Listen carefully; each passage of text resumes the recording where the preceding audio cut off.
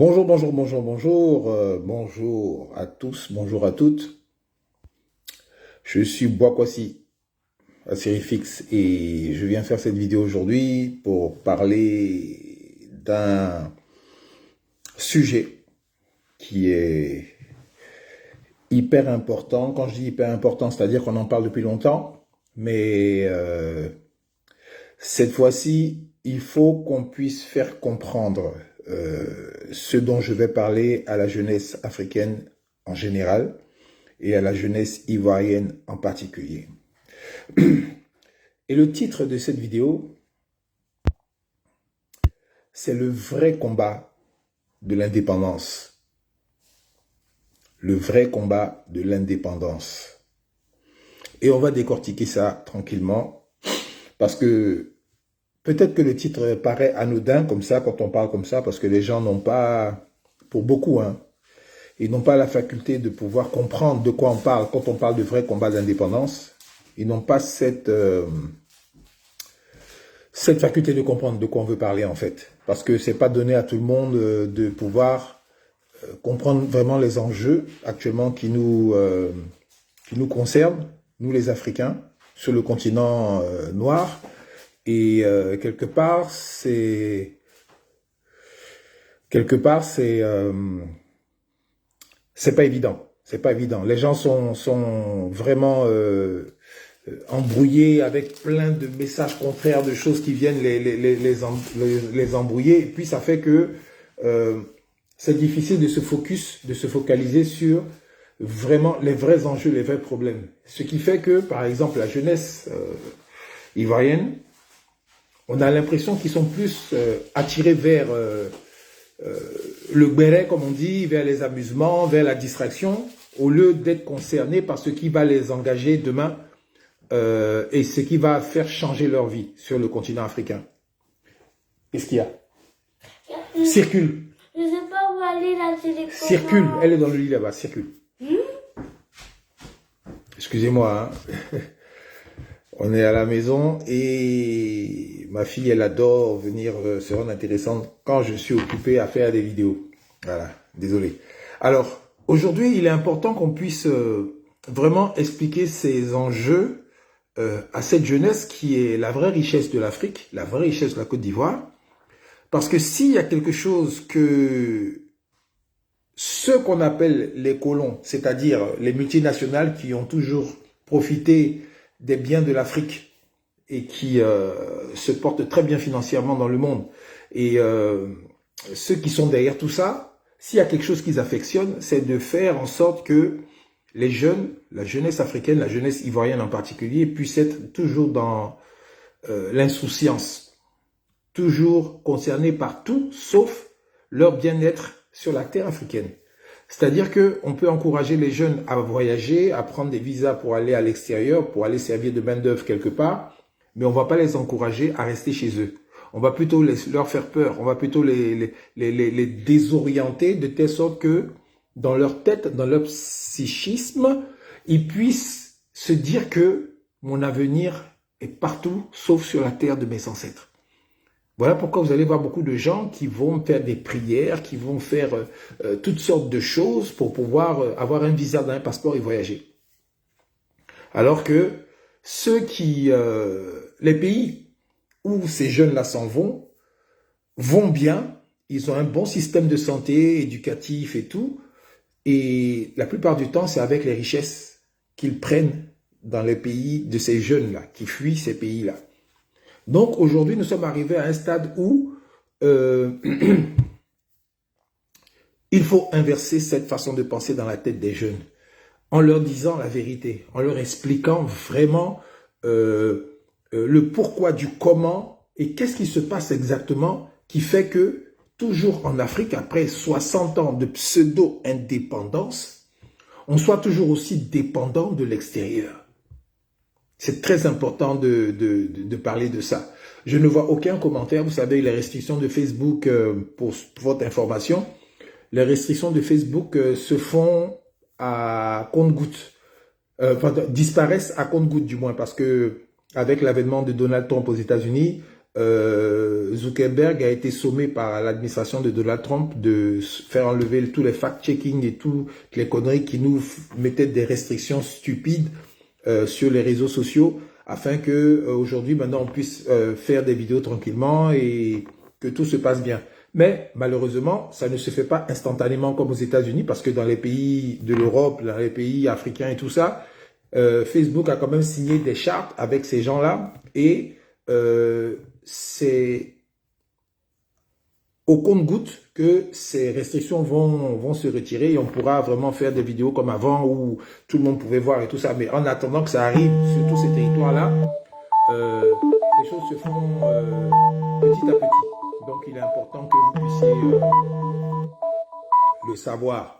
Voilà, parce que pour un oui, pour un non, on nous bloquait, pour un oui, pour un non, les gens faisaient toutes sortes de choses et on ne pouvait pas communiquer. Maintenant, on a la possibilité de le faire encore, mais ça ne va pas se faire aussi de façon instantanée. Donc, ne vous fiez pas au nombre de personnes qui regardent, ne vous fiez pas à tout ce genre de bêtises-là. Le message, il voyage, il s'en va. Et surtout avec ceux qui sont intéressés par le combat que nous menons, qui partagent les vidéos, qui font en sorte que beaucoup de personnes sont informées aujourd'hui. D'où le changement en Afrique, au niveau des consciences de la majorité des jeunes qui comprennent les enjeux et qui se battent pour que ça change en fait. Voilà.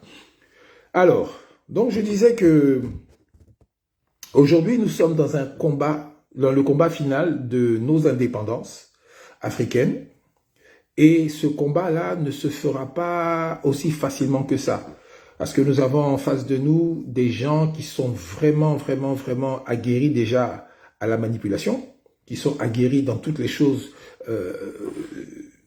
sur le plan de la communication, parce qu'à l'époque, il n'y avait pas les réseaux sociaux, il y avait toutes ces chaînes de télévision et ces chaînes de radio, France 24, RFI, TV5 et tous ces trucs-là, qui avaient le monopole de la communication sur tous les Africains en général. Et aujourd'hui, grâce aux réseaux sociaux, nous avons l'opportunité de pouvoir parler à d'autres personnes en dehors des canaux usuels que les gens utilisaient sur ces chaînes de télévision et ces chaînes de radio, ce qui fait que le narratif a complètement changé et surtout, la mentalité des jeunes en Afrique a commencé à se transformer. Ils ont commencé à comprendre les vrais enjeux, à comprendre ce qui se passe et surtout à ne plus accepter ce qui a été fait dans le passé. Et ces jeunes-là aujourd'hui décident, en prenant leurs responsabilités, de prendre en main leur avenir, de prendre en main la destinée de leur génération future et de prendre en main surtout leurs responsabilités en fonction de tout ce qu'ils ont comme richesse dans leur sous-sol et dans leur pays. Et je prends pour exemple nos frères de l'AES. Alors, ces gens sont combattus, nos frères de l'AES. Et vous allez entendre la majorité des commentaires négatifs à l'égard de nos parents de l'AES qui sont aujourd'hui économiquement libres. Ben, vous allez voir que ces chaînes de télévision-là sont en train de taper sur les instigateurs de tous ces changements-là, qui sont Assimi Goïta, le président Assimi Goïta, moi je les appelle président, le président Ibrahim Traoré, le président Tiani. Voilà. Donc les gars, comme ils ne veulent pas que ça fasse comme une traînée de poudre, que ça se multiplie partout, ce genre d'action, ben, le narratif sur leur télévision et leur radio sera en sens inverse. Mais en fait, nous, sur les réseaux sociaux, on fait en sorte que ce narratif soit différent et soit plus penché vers la réalité, vers la vérité, afin que la jeunesse africaine puisse prendre conscience et changer. Donc nous sommes quelque part des miliciens. Nous sommes des miliciens, oui, moi je suis un milicien de la vérité, un milicien ivoirien de la vérité pour que mon territoire, mes populations puissent avoir la chance et l'opportunité de vivre en toute tranquillité sur le territoire ivoirien, de vivre en toute liberté sur le territoire ivoirien et de vivre vraiment dans la convivialité, la fraternité, dans l'amour, tranquillement chez eux. Et que, en tout cas pour moi, hein, plus jamais un Ivoirien puisse sortir de la Côte d'Ivoire en espérant avoir une vie meilleure ailleurs. Que tout ce qui est bon se trouve sur notre territoire. Ah, tu as souffert pour trouver la vidéo. Ben je sais, les gars, ils ont mis des restrictions aux Kossissi autorités. Je te salue depuis ta position. Et bravo pour ta vidéo que tu as fait tout à l'heure. Vraiment, elle était magnifique. Bravo pour les explications, bravo pour tout. Vraiment, merci beaucoup. Et c'est toi-même qui m'as donné encore aujourd'hui la force de pouvoir faire une vidéo ce matin, rapidement, pour enclencher et soutenir ce que tu as dit tout à l'heure. Donc, je suis là. Merci, merci, merci, autorité Okosisi. Donc, aujourd'hui, je suis là pour bien vous expliquer. Hey, Laurent Kofi, la famille, comment tu vas? Big up à toi depuis ta position. Je suis de retour, je suis de retour. Séraphin Kouakou, bonjour. Bonjour, bonjour, bonjour, bonjour. Merci beaucoup. On est ensemble, les gars. Donc, je réponds aux gens qui me disent bonjour, c'est important. Maintenant, ceux qui ne disent rien, ils m'ont pas permis, donc je dis rien. Alors, aujourd'hui, je dis, et je souhaite vraiment que cette... Ah, merci, merci. Parce que dès que tu as fait ça, le compteur a commencé à monter en flèche en même temps. Des personnes qui sont en live. Et merci beaucoup, parce qu'on a tellement de restrictions. Les gens nous empêchent de pouvoir diffuser nos vidéos afin que le message que nous donnons ne puisse être entendu par les jeunes Ivoiriens, par les jeunes Africains en général, qui ont soif de savoir ce qui se passe. Vincent de Pauladou, bonjour, bonjour, bonjour. Merci, on est ensemble. Et il est important parce que si on veut créer un mouvement fort, on ne peut pas aller se battre, on ne peut pas aller faire des choses grandes, des grands changements sans comprendre pourquoi tu te bats. Sans comprendre pourquoi. Et quand on dit bagarre, les gens pensent toujours au kalash. Non, nous on pense discussion, échange, argumentation, développement, pensée. C'est de ça qu'il s'agit d'abord. Parce qu'une fois que tu as compris tout ça, il n'y a pas quelqu'un qui peut se mettre devant toi pour te raconter des balivernes, des stupidités, des idioties. C'est pas possible. Tu peux plus accepter ça. Et automatiquement, ces gens même fuient parce qu'ils savent qu'ils ont tort. Ils ne sont pas dans leurs droits.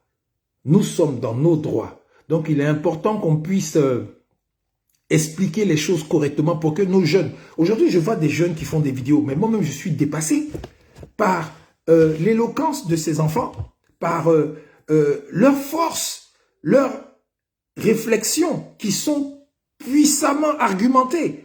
Et je suis là, j'ai dit, ouais, on n'a pas combattu pour rien. On n'a pas combattu pour rien. Kofi Stéphane Kouadio, c'est le dernier commentaire idiot que je vois sur ma page. Ah, je plaisante pas avec ça. Ça, je le dis toujours. Les moutons qui viennent se mettre ici, là. Je suis pas ici. Si j'étais venu pour chanter ou bien parler de musique, j'allais mettre un grand titre. Ici, on est en train de réfléchir. On est en train de parler de choses qui nous sont très importantes. Dans vos histoires de musique, là, évitez ça, sinon je vous bloque illico de ma page. Je n'ai pas le temps de ces bêtises-là. Que ce soit rentre bien et que ce soit clair. Donc, ces commentaires à la con, là, je ne suis pas dedans. Je ne suis pas dans la plaisanterie, je ne suis pas en train de m'amuser. Je ne peux pas comprendre que des gens, des Ivoiriens, on vient vous parler de notre indépendance, on vient vous parler de la vie de nos enfants dans le futur, et vous, c'est la musique qui vient vous intéresser. C'est des choses qui sont secondaires, qui viennent vous intéresser. Et c'est sur ça que vous voulez me distraire, en fait. Mais je vous dis ça, je parle en même temps à tous les autres moutons qui sont derrière, qui ont l'intention de le faire. Mettez encore un commentaire à la con de ce genre, je vous bloque, et puis terminez, basta, on n'en parle plus, on passe à autre chose. Et je ne commenterai plus dessus encore, si quelqu'un me met comme ça, je bloque directement. Merci. La parenthèse est fermée. Donc, je disais que aujourd'hui, il faut qu'on explique. Et quand je regarde les vidéos des jeunes, quand je regarde les vidéos des jeunes qui sont aujourd'hui dans le combat, qui comprennent et qui expliquent aussi à leurs petits frères la situation de l'Afrique, la situation de nos populations, mais moi je me dis qu'on a gagné. Moi je me dis que franchement, le combat vraiment... On ne l'a pas fait pour rien. Depuis une dizaine d'années, nous sommes sur les réseaux sociaux, on explique les situations. On dit que, merci maman Douchka Pakora, bisous à toi et ta position. On explique que, en fait, non les gars, est-ce que vous êtes conscients qu'on vient d'échapper à un sort qui était peut-être pire que l'esclavage? Je suis sérieux quand je vous dis ça. Hein. Nous les Africains, là, Janine Doudou, bonjour, merci. Nous avons échappé à un châtiment que les gars nous réservaient. Mais je vais essayer de vous expliquer ça rapidement. Vous voyez les gens, et ça c'est grâce, il faut que je le dise, c'est grâce à mon frère Okosisi Baba Dikolo, que je salue encore au passage. Vraiment, chapeau mon frère, parce que ta vidéo de tout à l'heure m'a ouvert encore une petite partie de mon esprit qui m'a fait comprendre ce dans quoi on est sorti. Du moins, ce dans quoi nous sommes en train de sortir là. Non, non, non, non. Les gars, ils avaient mijoté un plan. Et je vais vous l'expliquer maintenant. Vous comprenez que Georges Ando Maladja, comment ça va la famille? Merci, merci, merci. Partagez la vidéo s'il vous plaît, c'est très important. Partagez cette vidéo, c'est très important. Et enregistrez-la. Parce que je vais même essayer de la remettre sur TikTok, partout, sur tous les réseaux. Partagez bien cette vidéo, c'est important, ce qui va se dire aujourd'hui. Alors, les gars, vous vous souvenez du colonel Muammar Kadhafi, qui, au soir de sa vie, a commencé à faire en sorte que l'Afrique soit unie, que les Africains mettent leurs forces ensemble pour pouvoir créer un grand État qui va maintenant commencer à commercer ensemble, faire les choses ensemble et se développer. Quand Muammar Kadhafi a commencé à faire ça, à voyager et à aller dans les États différents et parler de tous ces changements, en l'occurrence, il est venu en Côte d'Ivoire pour parler avec le président Koudou Laurent Gbagbo, ils avaient ensemble commencé à mettre en place un plan. Lisa Franca, bonjour maman, merci pour le partage.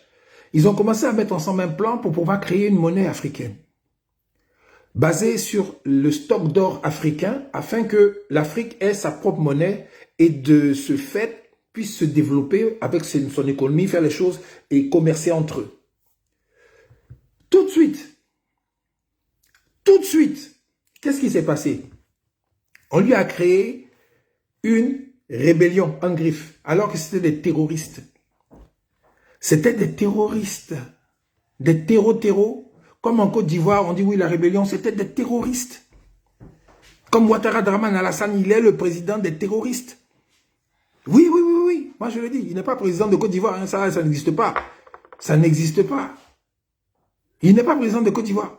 Non, il a usurpé un titre qu'on lui a donné là, et puis voilà, c'est tout. Sinon, franchement, pour moi, dès que tout ça là, se termine, on raye tous les noms, on raye tout, et puis on passe à autre chose, on avance.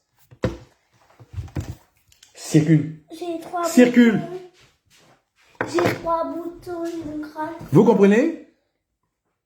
Donc, dès que le gars tombe là, on efface tout, on enlève tout. Ça, là, les gens, ils ne comprennent pas ça. Ils ne comprennent pas ça, sincèrement. Ils ne voient pas ça. Attendez, je vais régler un problème rapidement. Voilà. Franck-Olivier Eponon, comment ça va? Big up à toi, puis ta position. Vous comprenez? Les gars, c'est des terroristes.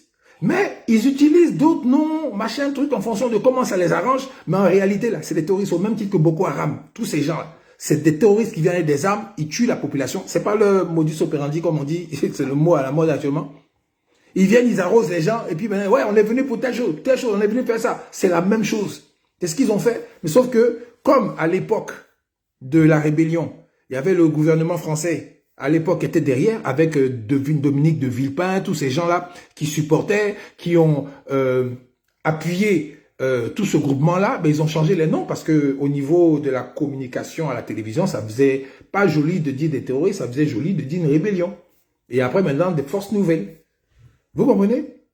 Maintenant, Soro Guillaume, qui a compris le jeu des gens, il s'est retiré dedans. Il n'est plus dans le terrorisme, hein. C'est le FDR qui est terroriste. Soro Guillaume, il a été utilisé au départ. On a dit oui, avec sa jeunesse, ouais, je vais représenter le mouvement, il n'y a pas de problème et tout ça. Comme beaucoup de jeunes auraient fait pareil d'ailleurs. Parce que quelque part, si c'est l'argent qui les intéresse ou bien la gloire ou bien machin, truc, ils auraient fait la même chose, c'est vrai. Mais à un moment donné, le plus important, c'est de prendre conscience et de sortir de là. Et Soro Guillaume, il a fait. Donc pour moi, Soro Guillaume n'est plus un problème pour moi. Nos problèmes particuliers par rapport à tout ce qui s'est passé là, on va régler ça en nous tranquillement après, quand la menace terroriste de Draman Ouattara va partir. Ah oui! Et ça, il faut que les gens soient au courant de ça. Il faut qu'ils comprennent bien dans quoi on est. Donc, moi, aujourd'hui, Boakwasi Asirifix, je cause avec mes frères du GPS, au calme. Je suis avec Soro Guillaume, au calme. Il y en a, ça va leur faire mal, ils vont sauter, ils vont faire tout ce qu'ils veulent, mais ça, tant pis pour vous. Parce que moi, je sais et je comprends que quand ma nation est en danger, même si c'est comme nos frères du Mali, là, c'est avec Satan, il faut aller faire alliance, là, je vais faire, sans problème. Mais Soro Guillaume est loin d'être ça. Ce n'est qu'un jeune, comme beaucoup d'autres, qui ont été blagués, comme le président Henri Konan Bédié d'ailleurs, qui ont été soit blagués, soit contraints d'être dans ce mouvement-là, terroriste. Ah oui, oui, oui. Oui, j'ai dit ça aujourd'hui parce que, et je vous ai dit d'enregistrer la vidéo parce que, quand Dramane Ouattara va tomber là, c'est là que vous allez voir l'importance de ma vidéo aujourd'hui. Sinon aujourd'hui, pendant qu'il est encore là avec son système, les gens pensent que je suis fou, que je raconte des choses comme ça. C'est pas grave, ça c'est pas un problème ça. Une question de moi, comme il a dit lui-même. Fin janvier, Gbagbo Laurent va tomber comme un fruit pourri. Il y a la vidéo et là, il a dit ça. Hein? En tant que qui, en tant que quoi, il parlait comme ça à l'époque. C'est la même façon là il parle aujourd'hui. Dans très bientôt, avant octobre, Dramane Ouattara va tomber comme un fruit pourri aussi. Au calme. Mais là, par contre, lui, il n'aura plus d'adeptes qui vont le suivre comme les gens ont suivi le président Koudou Laurent Gbagbo. Monsieur Ouattara là, où dans les tribunaux il va aller là? Dans les tribunaux il va aller pour pouvoir comparaître, pour se justifier au même titre que le président Koudou Laurent Gbagbo qui a été accusé là. On verra qui va aller le supporter, le soutenir là-bas. On verra. On n'est pas pressé. Hein? Doucement, on regarde. Tranquillement, on regarde. Mais vous allez voir, ça va être drôle. Ça va faire rire. Parce que, quand on dit que ce groupement terroriste du RDL, là, ils ne sont pas intelligents. Là. Quand on dit qu'ils ne sont pas intelligents, c'est la vérité. Hein? Aujourd'hui, ils sont en train, chacun à son tour, parce que chacun veut faire l'enfant guerrier. Ils viennent nous donner des preuves, audio et vidéo, des crimes qu'ils ont commis. Bêtement comme ça. Regardez sur les réseaux sociaux, vous allez voir. Hein? Dans le but de nous effrayer, dans le but de dissuader les gens de pouvoir accomplir un acte démocratique qui est dans la Constitution. C'est-à-dire le droit de manifester si je ne suis pas content. C'est écrit dans la Constitution. Je sors, je manifeste, je marche, je dis non, je ne suis pas d'accord avec ça, je ne suis pas d'accord avec ceci, je ne suis pas d'accord avec cela, j'ai faim, la vie coûte trop cher, mon gouvernement ne travaille pas bien. C'est un droit constitutionnel. Vous comprenez? Le son est bon, ok, merci Bernard Assa. C'est un droit, mais comme ces moutons, Francine Ake, bonjour, comment tu vas? Comme ces moutons, eux-mêmes, c'est eux-mêmes qui se qualifient comme ça, à travers Bakongo, qui l'a dit eux-mêmes dans des vidéos encore une fois. Parce que moi, je ne parle pas au hasard. Quand je parle, je ne parle pas au hasard, je parle avec des choses, des faits, vous pouvez aller vérifier. Donc, comme ces moutons-là, eux-mêmes, ils ne réfléchissent pas. Ils suivent bêtement une ligne éditoriale de la haine, du terrorisme et de la méchanceté, de l'injustice, mais ils le prouvent dans des vidéos de menaces devant des gens, des citoyens honnêtes de leur propre pays qui veulent simplement marcher et manifester. Qu'est-ce qu'ils ont fait avec la société civile avant-hier? Les gars de la société civile disent que non, la vie coûte trop cher. Boum, on vient, on les ramasse, on les met en prison. Et il y en a plein qui sont encore en prison aujourd'hui. Ils ont libéré un ou deux là, avant-hier, parce que ça commence à chauffer. Mais ça là, c'est du terrorisme. C'est du terrorisme. C'est du terrorisme. Prendre des gens qui veulent... Et vous ne respectez pas la Constitution, vous ne leur permettez pas de jouir de leur droit constitutionnel qui dit on peut manifester si on n'est pas content. C'est du terrorisme. Donc le RDR, ce groupement terroriste-là, il continue de terroriser les Ivoiriens et bêtement, ils ont leurs adeptes qui sont sur les réseaux sociaux, qui viennent maintenant avec des vidéos à l'appui et des témoignages qui sont très bons à prendre pour les prochains procès de tous ces individus-là, qui nous affirment qu'ils ont des comportements de terroristes. Le Bob, le mannequin qui est venu dit que lui, il découpe tendons, il fait ceci, il a tué des gens, et puis ils sont contents, ils jouissent même quand le gars souffle. Le gars, il a dit en vidéo clairement. Et il y a des vidéos au pays qui attestent ce qu'il a dit. Donc ça là, on n'est pas pressé. Doucement, calmement, gentiment. Quand il sera trop tard, il est déjà trop tard pour eux, c'est fini. Mais quand on va venir les séries un à un, pour les envoyer pour aller se justifier, là, c'est là que vous allez voir que les gens, leur sera lu. Leur, là, ça leur sera lu. Vous comprenez, non? Ils ne vont pas lire leur, hein. C'est le contraire. Leur sera lu pour eux. Et puis ils vont savoir quelle heure il est. Vous comprenez? Parce qu'ils ne réfléchissent pas. Il suffit qu'on donne des billets de banque. Que des cadres du RDR terroriste là appellent pour dire, hey, les gars, vraiment, sur les réseaux sociaux là, on est en train de perdre, hein. Il faut égaliser le commandement là. Il faut égaliser les parlages là. Parce que les parlages que les gens là sont en train de faire là, vraiment, nous, ça va à notre désavantage. Donc, par rapport à ça, il faut vraiment... les gars, il faut contre-attaquer. Allez-y. Voilà, je t'envoie un mandat là, ou bien tu vas voir mon frère, tant, il va te donner l'argent. Et puis, vous parlez mal aussi. Voilà les gars, quand ils entendent ça là, ils ouvrent leur caméra, ils réfléchissent même pas à demain. Ils réfléchissent même pas aux conséquences et des actes qu'ils vont poser quand ils vont venir faire une vidéo. Ils vont bêtement comme les moutons de Panurge dans le ravin. Et après, maintenant, quand ils ont fini de faire leur connerie, ça réfléchit maintenant. Joe, et toi aussi, tu as dit, Joe, on a oublié, on n'est pas en Côte d'Ivoire, hein? On est en France. En France, là, même si il y en a qui sont d'accord avec nous, mais il y en a là, eux, ils essaient de respecter un peu le... Joe, moi, je ne peux plus sortir. Hein. Destinée glorieuse, comment ça va? Bonjour. Moi, je ne peux plus faire ça parce que mon faux papier que j'ai sur moi, là, les gars vont me dénoncer. Hein. Et puis, si la police m'attrape, on va me rapatrier. Et ainsi, ils commencent à se rendre compte maintenant que eux tous, là, c'était des réfugiés à qui on a donné des autorisations. Il y en a d'autres, on a donné des papiers. Mais avec vos trucs là, les gars peuvent vous arracher même votre carte de... Comment ils appellent leur carte là? Carte de séjour. Là. Les gars peuvent vous arracher ça. Parce que vous avez tenu des propos comme à l'époque du Rwanda. Là. Il n'y avait pas de réseau social à cette époque. Hein. Mais les gars, même 5 ans après, on est parti les Syries pour les envoyer en prison. Au calme. Donc vos trucs là, les gens vont vous rattraper au calme. Les gens vont vous attraper un à un. Dans Paris, il y a beaucoup d'inconnus qu'on attrape même tous les jours. On les met dans le centre de rétention pour les envoyer au pays là-bas. Au paradis de Dramane Ouattara. Votre tour arrive. Un à un, votre tour arrive. Bêtement, vous suivez le terroriste de Dramane Ouattara. Vous ne réfléchissez pas. Des fois, on s'assoit. Des fois, là, on s'assoit puis on réfléchit un peu avant de faire quelque chose. On essaie d'observer la politique internationale. On essaie d'observer la géopolitique internationale. On essaie de regarder les rapports de force sur le terrain, vers où ça s'en va. Et quand tu as fini de faire cette analyse, tu vois où ça s'en va. Maintenant, tu prends ta position si tu es un opportuniste. Mais si tu es quelqu'un qui est dans la vérité, normalement, où ça s'en va là? Si ça s'en va dans la vérité, c'est là même comme nous là. On est galvanisé pour bien parler maintenant. Parce qu'on est sûr et certain que demain, tout va changer. Et à notre avantage. Au calme. Et ce qu'on dit là, on assume. C'est pour ça qu'on met nos vrais noms, nos vrais visages, et puis on parle tranquillement dans le pays là, où on combat la politique de certaines personnes de ce pays là. Vous voyez non? Qui sont farouchement opposés à nous, notre bonheur africain, ivoirien en particulier. Mais on le fait au calme. S'ils veulent venir nous soulever, ils viennent nous soulever. Sans problème. Mais on assume jusqu'au bout, on sera là-bas, on sera fiers d'avoir combattu pour ça. Rachel Dogba, bonjour, comment tu vas, petite sœur? Vous comprenez? Hey, mon papa, Serge Emmanuel Dekadié, bonjour, bonjour, bonjour. Vous comprenez? Donc, nous, on n'a pas de problème avec ça. Et puis, en plus, nous, là, on ne nous paye pas. On n'a même pas besoin d'argent pour faire ça.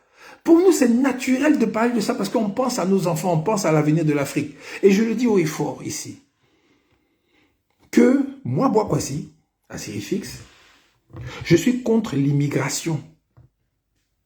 L'immigration, bêtement, tous les Africains viennent en France, ou bien en Europe, aux États-Unis, partout. Là. Je suis contre ça. Il faut que ça s'arrête.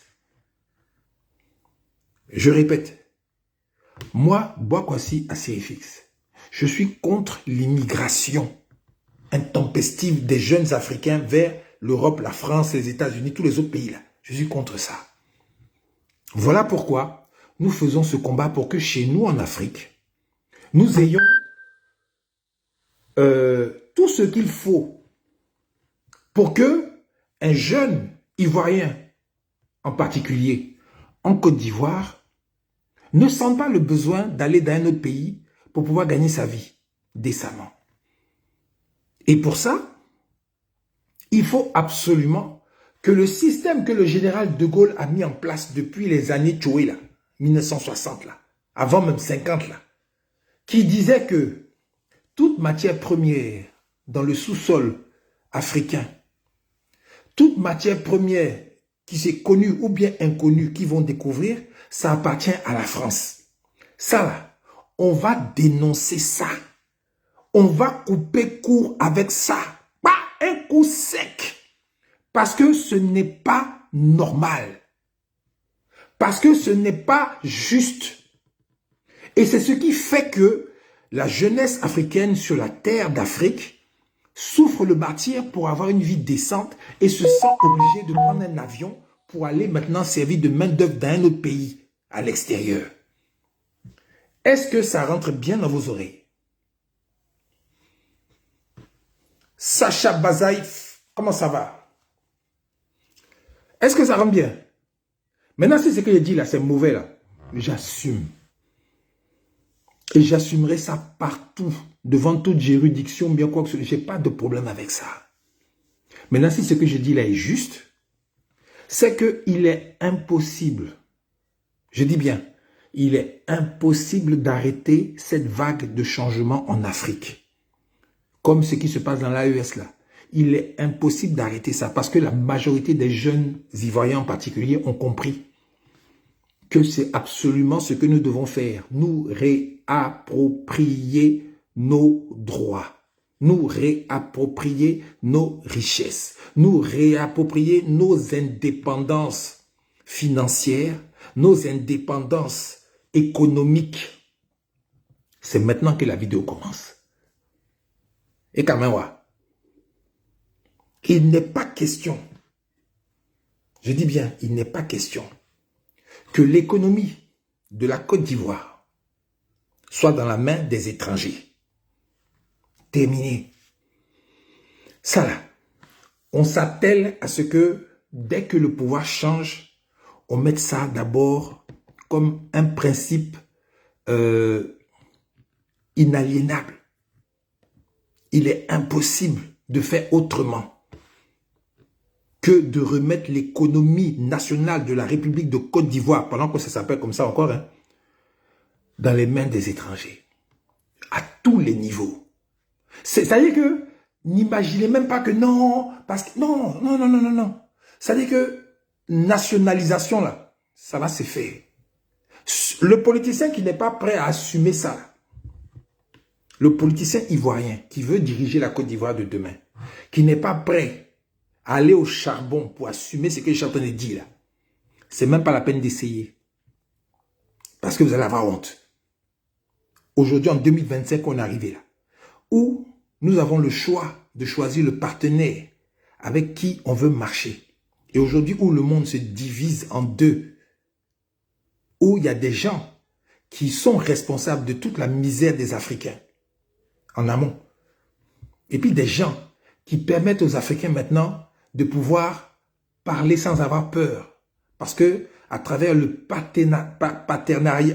partenariat qu'ils signent avec des gens honnêtes, des gens droits dans leurs bottes qui respectent leurs contrats, ils obtiennent les moyens de se défendre devant n'importe qui. Il n'y a pas de... Je ne sais pas. Yason Cross, comment ça va? Il n'y a pas à réfléchir, il n'y a pas... C'est clair. Soit tu es bête et puis tu t'en vas avec ton boulot d'hier, soit tu es intelligent et puis tu essaies avec quelqu'un qui te propose quelque chose de nouveau. Je répète. Soit tu es bête et puis tu t'en vas avec ton bourreau d'hier qui veut toujours te mélanger mais d'une autre façon. Soit tu essaies avec quelqu'un de nouveau qui ne t'a jamais rien fait de mal et qui te propose quelque chose, tu essaies parce que tu es intelligent, tu essaies. Il y a deux formules, tu essaies pour voir. Si ça fonctionne bien ici, tu restes là, ça ne fonctionne pas, tu retournes où tu étais. Mais si tu refuses d'essayer ce qui est nouveau pour toi, afin de pouvoir changer ta vie, et que tu continues d'aller vers ton esclavagiste, vers ton bourreau qui t'a maltraité bêtement parce qu'il te blague aujourd'hui avec un peu d'argent bien, avec de nouvelles formules de politesse, mon ami, c'est que tu es bête. Parce qu'à la fin du truc là, tu vas savoir que ce gars-là ne t'a jamais aimé, Il ne t'aime pas et il ne t'aimera jamais. Tout ce qu'il veut, c'est ce que le général de Gaulle a dit.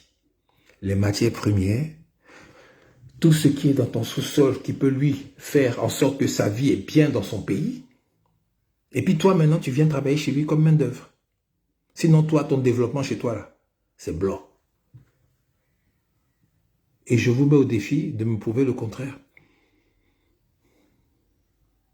Depuis les années 1960, selon les gens, nos indépendances, quel pays africain a été construit et est développé aujourd'hui? Lequel? J'attends les commentaires. Lequel? Les commentaires sont là. Je ne vois pas les cœurs, je ne vois pas tout ça, je ne vois pas les partages. La vidéo a commencé à être signalée, mais c'est pas grave. La politique de Facebook a changé, donc c'est plus comme avant, on faisait sauter les vidéos bêtement. Là. Quelqu'un peut mettre en commentaire quel pays africain qui a été colonisé par exemple par la France et aujourd'hui développé. Et quand je parle de développement, je ne parle pas des immeubles. Hein. Je parle développé au point où la jeunesse de ce pays-là ne cherche pas à avoir des visas pour aller travailler ailleurs. Parce que chez eux, là-bas, il y a du travail, il y a tout. Lequel? Merci, maman Lisa Franca. Il n'y en a aucun. Il n'y en a aucun. Après 60 ans. Presque 70 ans. Aucun pays n'est encore développé. C'est que... Attendez. Tu fais un truc... Tu fais un truc, hein, ça ne fonctionne pas. Tu fais ça 1 an. Tu fais ça 2 ans. Tu fais ça 3 ans. Tu fais ça 4 ans, 5 ans, 10 ans, ça ne fonctionne pas. Tu continues 20 ans, ça ne fonctionne pas. Jusqu'à 70 ans. Et tu ne te dis pas que quelque part, c'est toi qui as un problème. Parce que quand ça ne fonctionne pas, en laboratoire, là, quand on fait un truc, ça ne fonctionne pas. On essaie un autre truc, on essaie un autre truc, on essaie un autre truc. Merci Okosisi. Mais, Joe, aujourd'hui là, il y a des politiciens ivoiriens qui s'asseyent là et qui disent que nous sommes indépendants. Je vous assure, j'ai entendu ça d'un politicien aujourd'hui, je n'ai pas dit de nom parce que j'ai essayé d'être encore permissif pour le moment. Donc je vais laisser certains politiciens dire des choses. Mais à un moment donné, là, on va les attaquer. On va les attaquer bien même sur le plan de l'argumentation. Et vous allez voir comment on va les déconstruire. Mais il y a un politicien qui a dit que nous sommes indépendants. Oui, nous sommes indépendants. Pourquoi vous dites qu'on n'est pas indépendant? On est indépendant. On est indépendant en quoi? Comment? Parce que toi, le politicien, tu manges à ta faim. Tu es indépendant.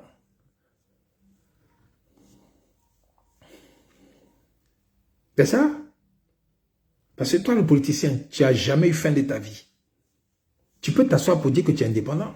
Quand tu as une grosse entreprise, tu as un gros truc qui te rapporte des milliards basé sur l'héritage de tes parents colons. Tu peux dire que tu es indépendant. Oui, ça, c'est pas un problème pour toi. Parce que tu fais ce que tu veux.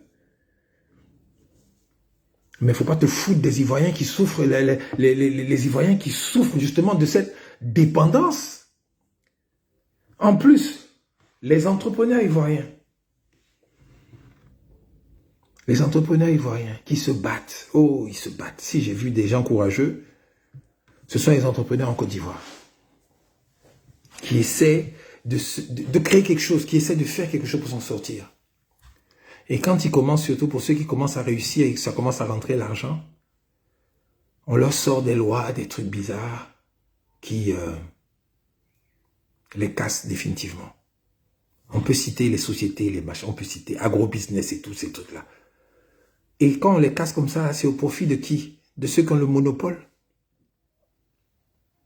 Quand on parle de l'électricité, de l'eau, qui est possédée par les multinationales étrangères, mais qui ont découpé tout le système en petits morceaux pour ne pas que les gens voient. Et chaque jour, des Ivoiriens souffrent du manque d'électricité. En 2025, là. Ce qui est inacceptable en Europe, hein. Ce qui est inacceptable en Europe, ça veut dire que tu coupes courant quelque part en Europe là-bas. Là.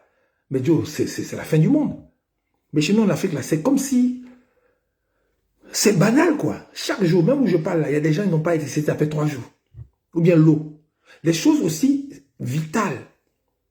Et puis on dit on est indépendant. Hein. Des politiciens vont dire on est indépendant.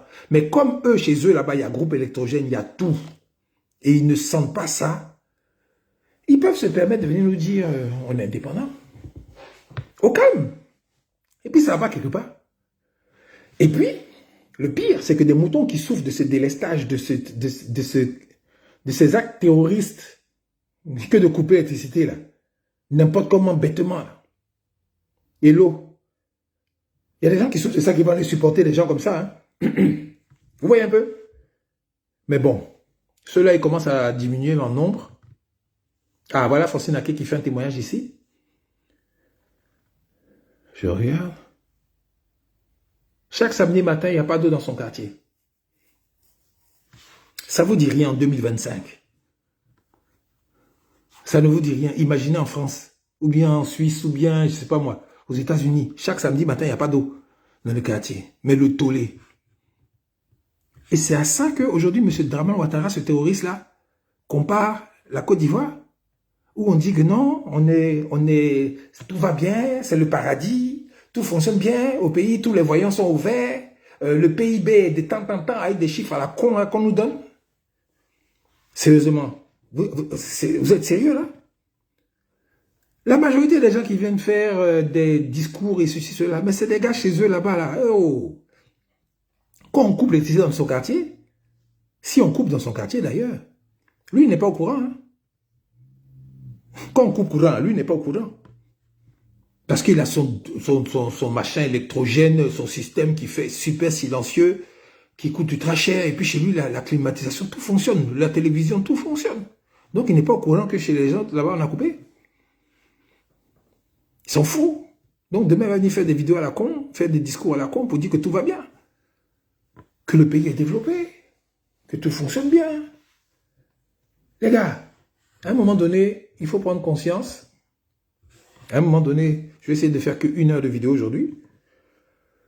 Il faut prendre conscience. Et il faut que ça cesse. Il faut que ça cesse. Ces foutaises-là. Mais pour que ça cesse, il faut que la population ait le courage de dire les choses. Il faut que la jeunesse comprenne vraiment les enjeux. Comprenne vraiment ce qui se passe. Parce que accepter que un égout sent mauvais devant ta porte, dans ton quartier, quand tu es né là, et puis ça sent mauvais, et puis tous les matins tu sors, tu sens cette odeur, et puis tu deviens habitué à ça. Et quand tu as 20 ans, 25 ans, tu passes devant, et puis tu enjambes le caniveau, et pour toi c'est normal, ça veut dire que dans ta tête là, tu as été atteint. Oui, parce que quand tu t'en vas chez ton ministre, que tu supportes, ou bien ton président que tu supportes là, et puis tu vois que devant sa villa, ou bien son domaine, il n'y a pas un caniveau qui sent comme ça. Et puis chez ce ministre là, ça sent bon, c'est propre, tout est joli. Et puis tu es en extase devant, et quand tu rentres chez toi le soir, c'est pourri devant chez toi, et ça te dit rien, ça veut dire que dans ta tête, tu es atteint, tu es malade, mentalement. Vous comprenez? C'est de ça l'on parle. C'est de ça qu'il s'agit. Le développement, là, ce n'est pas les immeubles qui poussent bêtement, là. C'est pas ça. Ça, c'est de l'exploitation et c'est un business que les gens font pour pouvoir gagner l'argent sur le dos du peuple. Le développement, c'est le bien-être des populations. Des gens qui vont à l'école, qui se soignent, qui travaillent, qui ont des entreprises, et puis ils peuvent subvenir à leurs besoins dans la quasi-totalité de la population. En fonction de leur ambition. C'est ça qu'on appelle le développement. Et après, maintenant, les immeubles viennent justifier le bien-être des populations. Mais on ne peut pas construire des immeubles et puis maintenant voir les populations qui souffrent, qui ne peuvent même pas se payer l'immeuble qu'on construit. Vous comprenez? Ou bien entretenir. Donc, où nous sommes arrivés aujourd'hui, nous devons expliquer les choses encore et encore et encore et encore. Parce que, comme le colon, aujourd'hui, il est dans les cordes, et que l'Afrique qu'il avait organisée dans sa tête là est en train de lui échapper, il se bat, il fait tout ce qu'il peut. Il fait tout ce qu'il peut pour ne pas que ça arrive. Donc s'il faut soutenir un terroriste au pouvoir pour que les choses restent en l'état des lieux, il le fait. Il le fait. Mais s'il faut mettre quelqu'un d'autre qui va venir continuer ce même schéma-là, mais d'une manière un peu plus douce, il va le faire aussi. Or, ce qu'il ne veut pas, c'est de voir des gens comme nous, qui parlons clairement à visage découvert, avec nos vrais noms et tout, et qui annonçons déjà les couleurs, qui disons que l'immigration, ça suffit. On ne veut plus d'immigration en Europe, aux États-Unis, dans tous les pays. On ne veut plus qu'on nous salisse partout comme des gens qui ne sont pas humains. On ne veut plus que les gens nous utilisent comme de la main-d'œuvre partout dans le monde parce qu'on est noir ou africain. On veut, chez nous, développer nos pays avec toutes les richesses que nous avons en les transformant nous-mêmes, en nous associant à qui on veut pour pouvoir éventuellement faire des échanges de bons procédés afin que ce que tu as, je te donne, ce que tu as, tu me donnes, et ainsi de suite, afin qu'on puisse s'arranger et construire et faire en sorte que chez nous, on puisse avoir des pays développés au niveau des populations, au même titre que les autres pays, afin de ne plus avoir envie de voyager pour aller servir de main-d'œuvre ailleurs. Donc, il est tout à fait normal qu'aujourd'hui, on récupère nos indépendances totales, définitivement, à tous les niveaux. Celui qui se met sur notre chemin dans ce combat-là, vous connaissez la chanson du jeune, là. Et ce qui va se passer? Au calme, parce qu'on ne peut plus accepter ça. On ne peut plus accepter d'être sur des terres qui renferment des richesses inestimables et avoir des populations qui renferment une pauvreté inestimable. Ça n'a pas de sens. Ça n'a pas de sens. Et qu'après qu'on accuse, non, ce sont les gouvernants, c'est la corruption, c'est ceci, cela. Mais en amont, c'est toi-même le colon le plus grand, comment on appelle ça, corrupteur et le plus grand corrompu. Mais qui se cache lâchement derrière des petits trucs et qui laisse des gens devant. Aujourd'hui, on dit Ouattara, Ouattara. Ouattara Draman, là, ce n'est qu'un pion dans l'histoire. Pourquoi Draman Ouattara, il voyage toujours pour aller à Paris? 1, 2, 3, il est à Paris. 1, 2, 3, il est à Paris. Pourquoi il ne va pas à Ouaga? Pourquoi il ne va pas à Addis Abeba? Pourquoi il ne va pas dans ces pays tout le temps comme ça? Mais c'est à Paris. 1, 2, 3, c'est à Paris. C'est là-bas que ses patrons se trouvent. Il va faire les comptes rendus puisque maintenant au téléphone, les conversations sont suivies partout. Donc pour ne pas qu'il y ait de traces dans les dires, les gars s'asseyent, et puis maintenant ils mettent tous les brouilleurs, tous les trucs pour ne pas que quelqu'un soit au courant des discussions. C'est tout. Il ne faut pas croire qu'il est malade et puis il a l'article de la mort, il est couché, il est là. Non, tout ça c'est de l'enfumage. Le vrai point c'est qu'il doit aller faire un point. Parce que lui il défend les intérêts de ces gens qui nous ont maltraités jusqu'à aujourd'hui. Si tu n'as pas compris ça, tant pis. Hein? Si tu n'as pas compris ça, tant pis. Mais le changement, il est infaillible. Nous allons récupérer nos pays. Nous allons changer tout. Nous allons couper tous les accords, les dénoncer eux tous de colonisation, de merde. Là. On va tout déchirer. Et maintenant, on va se mettre entre nous ensemble. On va s'asseoir avec nos frères de toute la sous-région et puis on va échanger, discuter ce qui nous arrange, nous, d'abord en Afrique. Faire en sorte que toute la jeunesse africaine, Titine Bleosiko, gros bisous à toi, depuis ta position, toute la jeunesse africaine, là, dans leur tête, là, d'ici 5 ans, voyager pour aller se chercher ailleurs, là, ça n'existe plus. Comment ça va la famille? Est-ce que vous comprenez ce que je suis en train de dire? On va faire en sorte que dans la tête de nos jeunes, nos enfants, nos jeunes là, ceux qui ont 15 ans aujourd'hui, 10 ans, 11 ans là, quand ils vont grandir d'ici 3 à 5 ans, dans leur tête là, aller à l'église pour qu'on bénisse ton passeport, pour avoir visa, ou bien aller faire rang devant les ambassades, pour aller voyager, pour aller te chercher ailleurs là, que ça n'existe plus. Tellement il y a du travail dans notre pays, tellement il y a des opportunités de s'en sortir dans notre pays là. Voyager là, c'est pour aller se promener, faire des emplettes et puis revenir rapidement travailler dans ton pays. Parce que à la tête de ton pays, tu as eu des gouvernants courageux, des gouvernants éclairés, des gouvernants solidaires en Afrique, des gouvernants forts. Noël Kankami, maman, bonjour. Des gouvernants intelligents, des gouvernants sages, des gouvernants qui aiment de tout leur être, leur population, et qui font en sorte que toutes les richesses du pays, là, c'est d'abord pour le pays, pour les nationaux, pour les gens qui sont sur la terre. Là. Est-ce que ce que je dis là, c'est clair? Et les seuls qui font ça aujourd'hui, et puis on voit clairement, mais la galaxie coloniale des journaux, radio, télé, machin, truc, n'en parle pas, parce que ça va leur faire honte s'ils en parlent, c'est nos frères de l'AES. C'est nos frères de l'AES. Les gars sont en train de développer chez eux tranquillement, au calme. Même si TF1 n'en parle pas, France 24 n'en parle pas, RFI n'en parle pas, les gars s'en guinzent.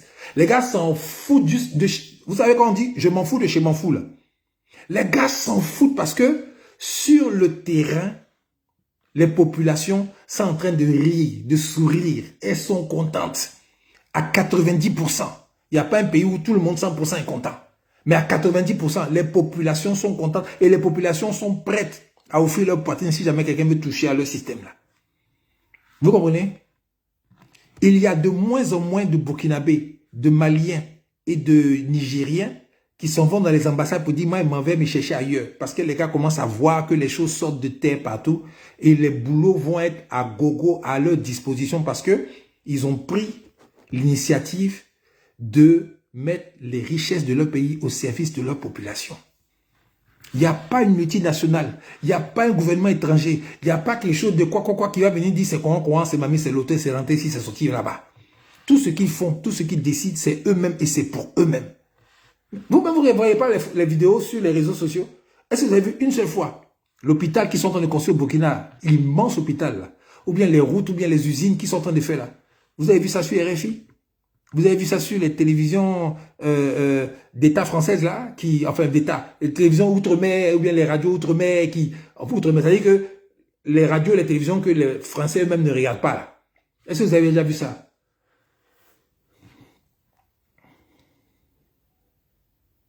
Est-ce que vous avez déjà vu ça? Ça n'existe pas. Parce que les gars savent que c'est une honte pour eux. D'après eux, ils étaient là pour nous aider. Aide au développement, aide à ceci, aide à cela. Et puis avec tous ces aides-là, ils n'ont jamais fait ce que les enfants là sont en train de faire actuellement dans l'AES. Jamais. Dans l'histoire des pays là, jamais c'est arrivé. Aujourd'hui, maintenant, les choses sont en train de se faire. Ils ont honte, ils ne peuvent pas en parler parce que s'ils en parlent, les autres pays vont dire « Ah, ben nous, on a fait pareil. » Donc les gars n'en parlent pas. Les gars n'en parlent pas. Mais on s'en fout parce que nous, sur les réseaux sociaux, on voit. On constate, on sait, on est intelligent, on analyse et puis on tire nos conclusions. Et on sait que ce changement-là est impossible à arrêter. Côte d'Ivoire, là, on va enlever ça dans les yeux du RDA. On va enlever ça dans les yeux du colon. Lui-même, il sait, il est au courant. C'est juste une affaire de temps. Donc, ils sont en train de faire réunion sur réunion, réunion sur réunion. Mais vous aussi, parce que je sais qu'ils sont là aussi. Et puis, ils partagent des vidéos. Tout ça. Les gars, vous gaspillez l'argent pour rien. Vous gaspillez l'argent pour rien. Je vais vous faire un aveu. Je vais vous faire un aveu. Franchement, j'aurais eu peur, j'aurais été inquiet si tous les pays qui se sont scindés contre la Russie en Ukraine, s'ils avaient gagné là-bas, là, j'aurais eu peur. Ah là, je vous avoue que j'aurais dit, c'est chaud. Mais malheureusement pour vous, les gars, c'est pas le cas. Le monde change de façon inimaginable aujourd'hui. Des nouvelles puissances sont en train maintenant d'affirmer ce qu'elles sont. Et sont à la recherche de partenaires fiables avec qui ils vont traiter. Elles vont traiter ces puissances-là. Vous pensez qu'aujourd'hui, quelqu'un qui est faible et qui voit que un gros bras comme la Russie, bien la Chine, lui tend la main pour pouvoir faire du business ensemble. Et puis, tout ce dont il était dépendant avec un autre État, il a la même chose de l'autre côté là-bas. Le choix, il est vite fait. Parce que l'autre, au moins, il ne te dit pas non, je te donne ça, on fait ça ensemble, et puis, ce que tu dois faire là, tu fais comme je t'ai dit. Quelqu'un qui est intelligent, qui est libre. Le gars te dit, ah non, on fait business, voilà ce que je veux, voilà ce que toi tu veux, on échange, mais ta politique intérieure, je ne m'en mêle pas, tu fais ce que tu veux. Moi, il ne sait pas quoi. Or, l'autre là, il est obligé de voyager tous les jours. Il doit aller à Paris. Ah bon, monsieur Emmanuel, voilà, c'est comme ça, c'est quand, c'est quand, c'est quand, c'est quand. Non, c'est pas ça, c'est quoi, c'est quoi, c'est quoi, c'est quoi. Le gars, impossible. Réfléchissez un peu. Ouais, Sassou Nguesso, il est assis là-bas. Non, Paris. Et eux tous, ils ont dit, hein, même Idriss Déby, il a dit dans une vidéo avant sa mort. Et là, ils ont dit, c'est les gars qui les commandent, c'est les gars qui leur disent tout ce qu'il faut faire. Et malheureusement, quand tu regardes ta population qui souffre, mais toi et ton clan, vous êtes à l'aise. Ça vous suffit. Mais à un moment donné, vous savez, celui qu'on appelle le bon Dieu, l'énergie créatrice de tout, là, lui aussi, il a pitié des pauvres gens. Hein. Il a pitié aussi des populations vraiment qui souffrent au plus profond de leur chair. Il a pitié d'eux. Donc, il fait en sorte que les choses changent pour que les plaisantins qui sont au pouvoir, là, qui ne pensent qu'à eux, et puis qui sont soumis aux plus gros plaisantins qui leur donnent des ordres, vous voyez, non? Qui font en sorte que à la fin, c'est la population qui souffre, là. Ils n'ont plus pignon sur eux, c'est fini. C'est terminé. C'est mort. Donc, le petit terroriste du RDR, aujourd'hui, qui va venir dire que non, en tout cas, 2025, là, c'est ado, et ceci, cela. Les gars, ils sont dans leur élucubration parce que Draman Ouattara a été choisi pour une période bien précise. Écoutez-moi bien. Il a été choisi pour une période bien précise. Et malheureusement pour lui, au lieu de profiter pour faire vraiment la réconciliation, au lieu de profiter pour faire en sorte que le pays, vraiment, les populations, tout ce qu'ils ont revendiqué dans la rébellion, là, ce soit vraiment sur le terrain fait pour que tout le monde soit content, tout le monde soit heureux, il a passé son temps à se venger, à faire les pires saletés avec son groupe aux gens. Et aujourd'hui, maintenant, ils en paient les conséquences. Et ce n'est que le début. Parce que croyez-moi, qui que vous soyez au RDR terroriste, là, partout où vous serez dans le monde après votre chute, là, on va aller vous chercher là-bas. Vous allez rendre des comptes. Comme vous avez fait avec le président Gbagbo. Il a rendu des comptes. Il a été jugé, il est innocent, c'est terminé, on n'en parle plus. Votre tour arrive. Vous allez rendre des comptes aussi, de la même façon. Vous voyez la différence entre vous et nous? RDR mouton, votre langage c'est, on va vous tuer, on va vous faire ça, on va faire ceci, on va découper votre tendon, on va faire ça. Nous on dit, devant la justice, vous allez rendre des comptes. Partout où vous serez dans le monde, on va aller vous chercher, et puis vous allez venir rendre des comptes. Vous voyez un peu la différence dans le langage, dans l'analyse? Vous voyez un peu les enfants de Gbagbo, comment nous au moins, il nous a formés pour que, de façon claire, intelligible, on puisse s'exprimer tranquillement et vous expliquer votre avenir. Vous voyez un peu, hein? Sans un billet de banque, hein? Personne ne paie qui que ce soit ici. On ne nous paye pas. Parce que beaucoup sur les réseaux, machin, truc là, ouais, la Russie les paye, les gens nous... Non, les gars, nous là, c'est notre cœur, c'est la vérité. C'est ça la différence, en fait, que les gars ne comprennent pas. Quand nous, on se bat pour notre pays, là, quand on se bat pour notre jeunesse ivoirienne en particulier, et la jeunesse africaine en général, c'est pour que la vie soit meilleure. On prend de notre temps, on prend de notre énergie, de notre force, de notre réflexion, pour expliquer les choses clairement. Et ce qu'on explique là, je ne sais pas, moi j'attends quelqu'un qui nous dit le contraire. Mais il n'y a pas, c'est impossible. J'attends des fois les panels des RDR, de ces gens-là. Ils sont, non, Lisa Franca, ils sont même pas violents. Non, c'est faux. C'est-à-dire que leur violence dont ils parlent là, c'est quand l'armée française les accompagnait là. C'est de ça ils se gargarisent pour dire qu'ils sont forts. Mais on les a vus en Fafa depuis 2002 là, jusqu'à 2011 là. On les a vus. Si c'est pas l'armée française qui est venue bombarder nos trucs en 2004 là, les gars ils savaient, ils connaissaient leur sort. C'est à cause de l'armée française qu'ils ont fait tout ce qu'ils disent. Puis ils croient que dans leur tête, dans leur plus profond, c'est ça on dit mouton là, qu'ils sont trop forts. Aujourd'hui là, ce n'est plus le cas. Hein? Ce n'est plus la même chose.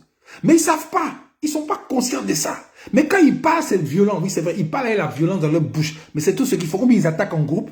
Un seul individu comme Johnny Pacheco en groupe. Ils sont en groupe, comme d'habitude. Mais eux-mêmes, là, un fafa dans les rues, quand on se croise, les gars ne parlent pas. Vous voyez, non? Même nous, vieux, là, quand on les croise, là, les gars, ils ne parlent pas. On passe tranquillement, puis il n'y a rien. Ça ne va pas quelque part.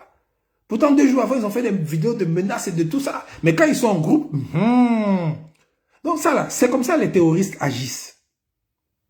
Et même sur les débats, dans les discussions, dans les vidéos, est-ce que vous avez vu une fois, je vous pose la question, hein, un membre du RDR terroriste là, venu faire une vidéo conséquente, une vidéo où il explique le bien fondé de la politique de M. Dramane Ouattara, où il explique vraiment en dehors des constructions. Hein, parce que quand il parle de construction, il ne faut pas oublier qu'ils ont pris 40 000 milliards de dettes. Donc, à 40 000 milliards, là, si vous n'avez pas construit au moins quelque chose, Joe, il y a quelque chose qui ne va pas.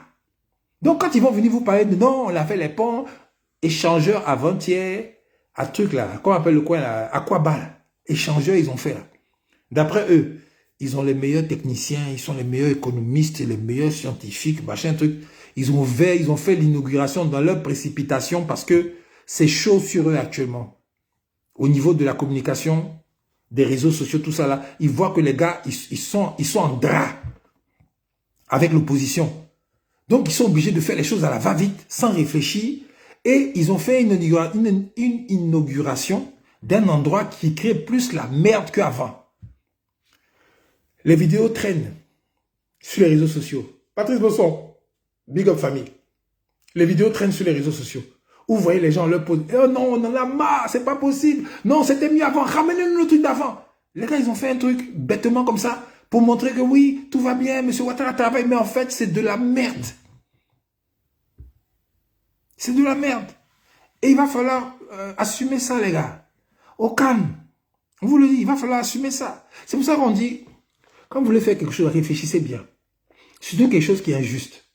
Parce que tu te dis que si je suis de telle ou telle religion, que dans mon livre religieux, on me dit d'être juste, d'être honnête, d'être droit. Et puis moi-même, en tant qu'être humain, je fais les choses qui sont tordues. Je vole, je triche, je fais des choses. Forcément, un jour, il y aura des conséquences. Forcément, il y aura des conséquences. Si vraiment je suis un croyant. Hein. Et puis maintenant, les gars font quand même. Ils font des injustices, des sales choses aux gens. Et puis après maintenant, ils s'attendent à ce que demain, Dieu descende pour les sauver. Mais vous rêvez bien quoi? Je ne sais pas. Moi, je ne comprends pas comment vous... Je ne sais pas quoi. Et j'aime prendre l'histoire du président Gbagbo comme exemple. Le président Koudou Laurent Gbagbo, depuis longtemps, il s'est battu pour être au pouvoir. Devant Houphouët-Boigny, il a fait ce qu'il pouvait. Devant Bédié, il a fait ce qu'il pouvait. Avec Gueye, ce qui s'est passé, il est devenu président. Les gens l'ont attaqué au bout de 2 ans de travail, où il était en train de faire son boulot tranquillement. Les gens l'ont attaqué parce qu'ils ont vu que où il allait là, ça ne les plaisait pas. Et jusqu'à sa chute, où la France s'est mêlée militairement pour venir le faire tomber et installer Dramane Ouattara, le monsieur a été accusé de tous les péchés d'Israël. Je prends cet exemple, écoutez bien, de la justice divine, de la justice même de la nature, de la justice céleste. Le monsieur, on l'a accusé d'être un tueur, violeur, toutes sortes de choses. Les gars ont dit tout ce qu'ils voulaient. Pourtant, il travaillait avec lui. Hein. Depuis 2002 jusqu'à 2011, dans son gouvernement, là, il y avait tout. Tous les gars, ses ennemis étaient dedans. Donc, ils ont fait, qu'on appelle ça, des déchets toxiques, toutes ces sortes de conneries ils ont pu faire pour incriminer le président Gbagbo. Ils sont arrivés à dire que oui, il est responsable de la mort de 3000 personnes. Ils l'ont bombardé pour le tuer, mais ils n'ont pas pu le tuer. Écoutez bien, ils ont bombardé le palais présidentiel pour assassiner le président Gbagbo. Ce n'était pas pour autre chose. À coup de missiles, je ne sais pas si c'est pour tuer quelqu'un ou bien pour faire lui fêter un anniversaire. Je ne sais pas entre les deux, mais je pense plus que quand on envoie des missiles sur la maison de quelqu'un, c'est pour l'éliminer. Mais le monsieur a sorti vivant. Ils ont mandaté des gens pour l'allumer entre le golfe, entre le palais présidentiel et le golfe. Ça n'a pas pu se faire parce que Ouattao était là. Il l'a protégé avec un gilet pare-balles français qu'ils ont mis dessus pour le protéger. Mais quelque part, il y a des gens qui ont dit dans des vidéos qu'ils étaient chargés de le faire mais n'ont pas pu faire parce qu'ils ont été bloqués. Le monsieur arrive à l'hôtel du Golfe, devant tout le monde, et puis ils ont filmé ça en visio mondiale pour humilier un frère africain. Alassane Dramane Ouattara, à l'époque le président Henri Konan Bédié qui était là-bas aussi, et tous les gars, ils ont humilié le président Gbagbo et sa famille. Tout ça pour faire peur aux autres présidents africains qui auraient eu l'idée de faire comme le président Gbagbo. En fait, c'est ça, hein, c'est pour ça qu'ils font ça. Et les moutons du RDR terroristes étaient contents de le faire. Ils jouissaient comme ça. Il y en a même qui osaient dire Allahu Akbar.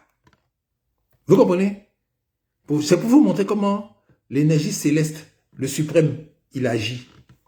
Le monsieur, vous l'avez humilié, mais devant tout le monde, avec les pistolets sur sa tempe, tous les mitraillettes autour de lui, dans la chambre. Et il y avait les plaisantins terroristes, là. Ils appellent rebelles, mais c'était des terroristes, qui voulaient l'intimider. Le Mourou, bien quoi, Ouattara, bien quoi, qu'il parlait mal au président Gbagbo. Et puis, calmement, il a répondu.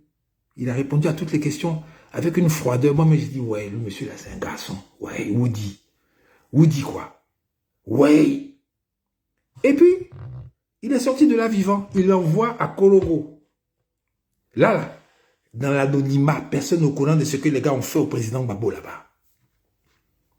Il est ressorti de là-bas. Maintenant, l'humiliation suprême, c'est l'envoyer à la CPI où les gars étaient en train de jouir, de jubiler, qui sera enfermé pour toujours. C'est terminé, oublié, Gbagbo ne reviendra plus. Jusqu'à même ses propres partisans, certains ont commencé à devenir fous. Le monsieur s'en va. Quand il commence, sa première parole, c'est la France qui a fait le travail. Il a dit ouvertement à la face du monde entier. Les gens n'ont pas fait attention à ça. Mais quand il a dit ça, ça a complètement bousillé tous les fondamentaux de l'argumentaire français en Afrique. Mais bref, continuons. Le monsieur est là-bas 10 ans de sa vie, accusé à tort, bêtement, faussement. Et témoin vient à charge, et puis lui-même il veut saluer le président. Témoin vient à charge, lui-même il fait à la cour du président. Mais les gars, vous ne comprenez pas comment Dieu agit. Vous pensez que c'est un hasard. Et le monsieur sort plus populaire que jamais. Les gens font des convois pour aller... Même des gars qui étaient à l'époque contre lui, tous les Soulés de Paris et machin, tout ça là, ils s'en vont, ils voient le monsieur, puis ils disent non. Les gars, non. Le monsieur là, c'est pas ce qu'on dit. Et les gars maintenant, ils réfléchissent et puis ils se mettent maintenant du bon côté du combat. Ça vous dit rien. Vous les moutons terroristes du RDR, ça vous dit rien. Et le monsieur sort.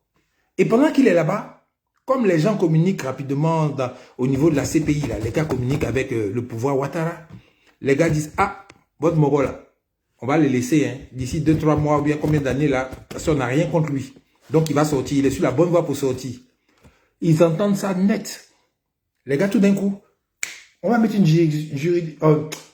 Quelle juridiction? On va le mettre en même temps, on va le condamner, on va le mettre comme ça au tribunal pour dire qu'il a comme ça braqué la BCAO. Comme ça, si on fait ça, qu'il a une condamnation, si jamais, comme il doit sortir là, si jamais on ne sait jamais, il revient, il ne pourra pas se présenter. Parce que vraiment, c'est notre ennemi numéro 1 du système. Donc, il faut qu'on trouve quelque chose à la con pour pouvoir le... Mais comme les gars sont bêtes au RDR, ils sont bêtes. Les moutons terroristes là, ils sont bêtes. Les gars font un procès sans passer par la voie légale, légitime. Un ancien président, ça c'est leur narratif pour moi. Un président, tu le juges avec une cour spéciale pour les présidents, pour les grandes autorités. On ne le juge pas comme le banana du pays qui a fait un faux coup. Ouais, non. Mais les gars dans l'empressement, là, tellement ils sont bêtes, pour avoir le papier signé avant une certaine date, ils font ça et puis ils sont forclos en même temps. Ça veut dire que là même, leur argumentaire pour dire que le président Gbagbo n'est pas sur la liste parce qu'il a été condamné là, c'est mort, c'est faux. C'est ça les gens sont en train de dire à Ouattara actuellement à Paris. Il dit Joe, ce que vous avez fait là, c'est un faux coup. On ne sait pas comment on va faire maintenant pour... Vous êtes obligé de le remettre sur la liste. Vous comprenez un peu? Ça là, si ce n'est pas Dieu, si ce n'est pas Dieu qui pousse les gens bêtement à faire des idioties, qui les rattrapent eux-mêmes demain et qui les bloquent. Vous entendez, Ouattara ne peut pas dire je suis candidat depuis là. C'est parce qu'ils sont en train de tourner en rond, les gars ne savent pas comment ils vont faire. Bon, si Ouattara se présente vraiment, que Gbagbo est là, sur la liste aussi, ah, ça va être chaud. Hein? Donc par rapport à ça, écoutez bien ce que je vais vous dire. Hein? Il faut absolument que cette CEI là, on n'y touche pas. Je reprends. Comme Dramane Ouattara doit se présenter et qu'ils sont obligés de mettre le président Kodou Laurent Gbagbo sur la liste, ils vont essayer de faire en sorte que son nom ne soit pas dessus. Mais si au bout des batailles là, ils sont obligés de mettre le nom, il faut faire en sorte que la CEI là, Les trafics, on a fait dedans des voies, les gens, on l'a mis, les gens qui sont morts, les gens qui ont 50 enfants, les mamans qui sont nées en 1800, tout ça. Parce que quand on appuie sur le bouton pour avoir le résultat, là, Ouattara Draman gagne au premier tour. Si jamais on vient enlever 2, 3 noms dedans dans le calcul qu'on a fait là, ça fausse tout. Donc, il ne faut pas que cette CEI soit touchée. Voilà pourquoi Cuibert est en train de danser depuis là. Il tourne, les gens sont en train de tourner. Non, on va faire ça après, on va faire ça. Est-ce que vous comprenez les jeunes? C'est à vous que je m'adresse. Hein? C'est aux jeunes, parce que normalement les adultes comme moi là, on a compris nous tous. Mais les jeunes qui ne comprennent pas, 15, 16, 17 ans qui regardent nos vidéos là. Est-ce que vous comprenez? Pourquoi les gens ne veulent pas toucher à la CEI? Parce que le système de mathématiques ils ont mis dedans. Quand ils appuient le bouton, c'est-à-dire que allez, toute la Côte d'Ivoire n'a qu'à les voter. Jésus n'a qu'à venir être opposant des Draman Ouattara, ce terroriste-là. Jésus va perdre. Mahomet, que la paix, le salut soit sur lui, descend pour faire contre Draman Ouattara avec le système de la CEI. Là. Mahomet va perdre. Mais si jamais on touche à un chiffre dedans, qu'on enlève, puis on voit qu'il y a ça qui est faux, ça va complètement bousiller le système de compte. Et là, maintenant, la réalité sur le terrain sera prise en compte. C'est ça que le FDR terroriste ne veut pas. Ça, c'est un truc, les gars, ils sont dessus comme ça parce qu'ils savent que c'est leur dernier, comment on dit ça, leur dernier cri. C'est le dernier qui aille. On fait tout, mais le plus important, c'est que CEI, là, si on a touché à ça, on est mort. Donc, Cuibert, il a une grande responsabilité dans ça. Voilà pourquoi sa maison, maintenant, il est venu déménager à côté de Ouattara, là-bas. Parce qu'il doit être protégé. On est d'accord? J'attends quelques commentaires là. Je ne vois pas de cœur, rien du tout. Hein. Je ne vois pas le truc. Je ne sais même pas combien on est même sur ce live. Mais est-ce que vous comprenez un peu ce qui est en train de se passer? Parce que, en plus, derrière tout ça, il y a le colon qui est en embuscade. Hein, qui a peur pour son système qu'il a mis en place. Qu'il enrichit tous les jours. Là. Le gars, il a peur parce qu'il sait que si Ouattara n'est plus là, ça change. Les gens comme nous qui allons venir tout bloquer là. Mais le colon, il a tu lui as coupé un bras. Ah ouais. Donc les gars, ils sont là. Et puis ça joue un peu un jeu d'invisibilité bizarre là. Ça joue, ça fait façon, mais en vérité, les gars sont là. Ils veillent au grain. Vous comprenez?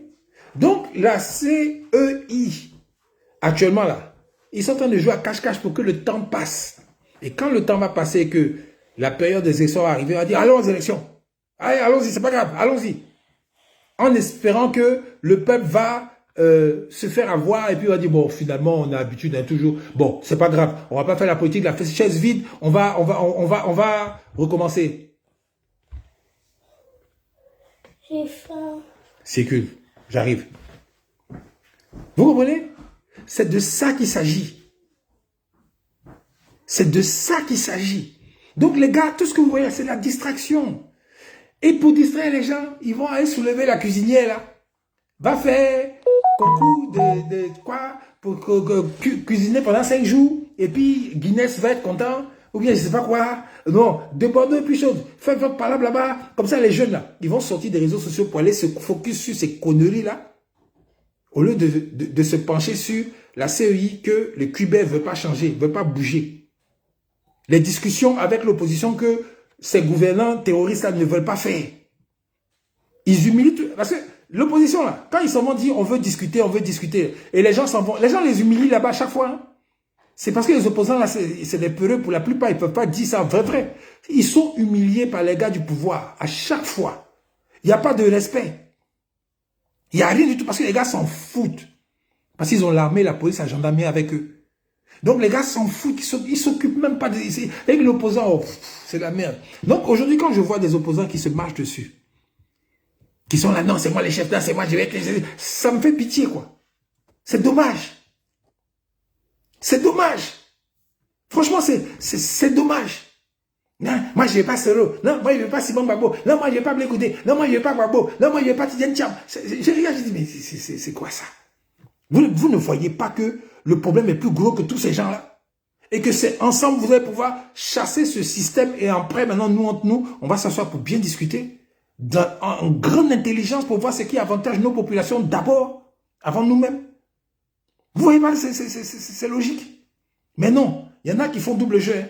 Ils sont dedans là-bas. Mais leur jeu là, c'est de diviser l'opposition. Et les opposants qui sont assez stupides pour suivre les divisions, ça c'est votre problème. Sinon pour moi, l'opposant intelligent, c'est celui qui avait tout le monde. Qui appelle tout le monde et puis les gars sont ensemble, vraiment. En vrai, fafa. Ils sont ensemble dans les discussions, dans tous les trucs. Ils sont ensemble. Mais ils ne font pas des petits groupes pour discréditer l'autre groupe. C'est à ça qu'on commence à assister maintenant. C'est à ça qu'on commence à assister. Si vous regardez bien, les gens commencent à faire des sous-groupes, des trucs. Non, les gars, on n'a pas le temps de ça.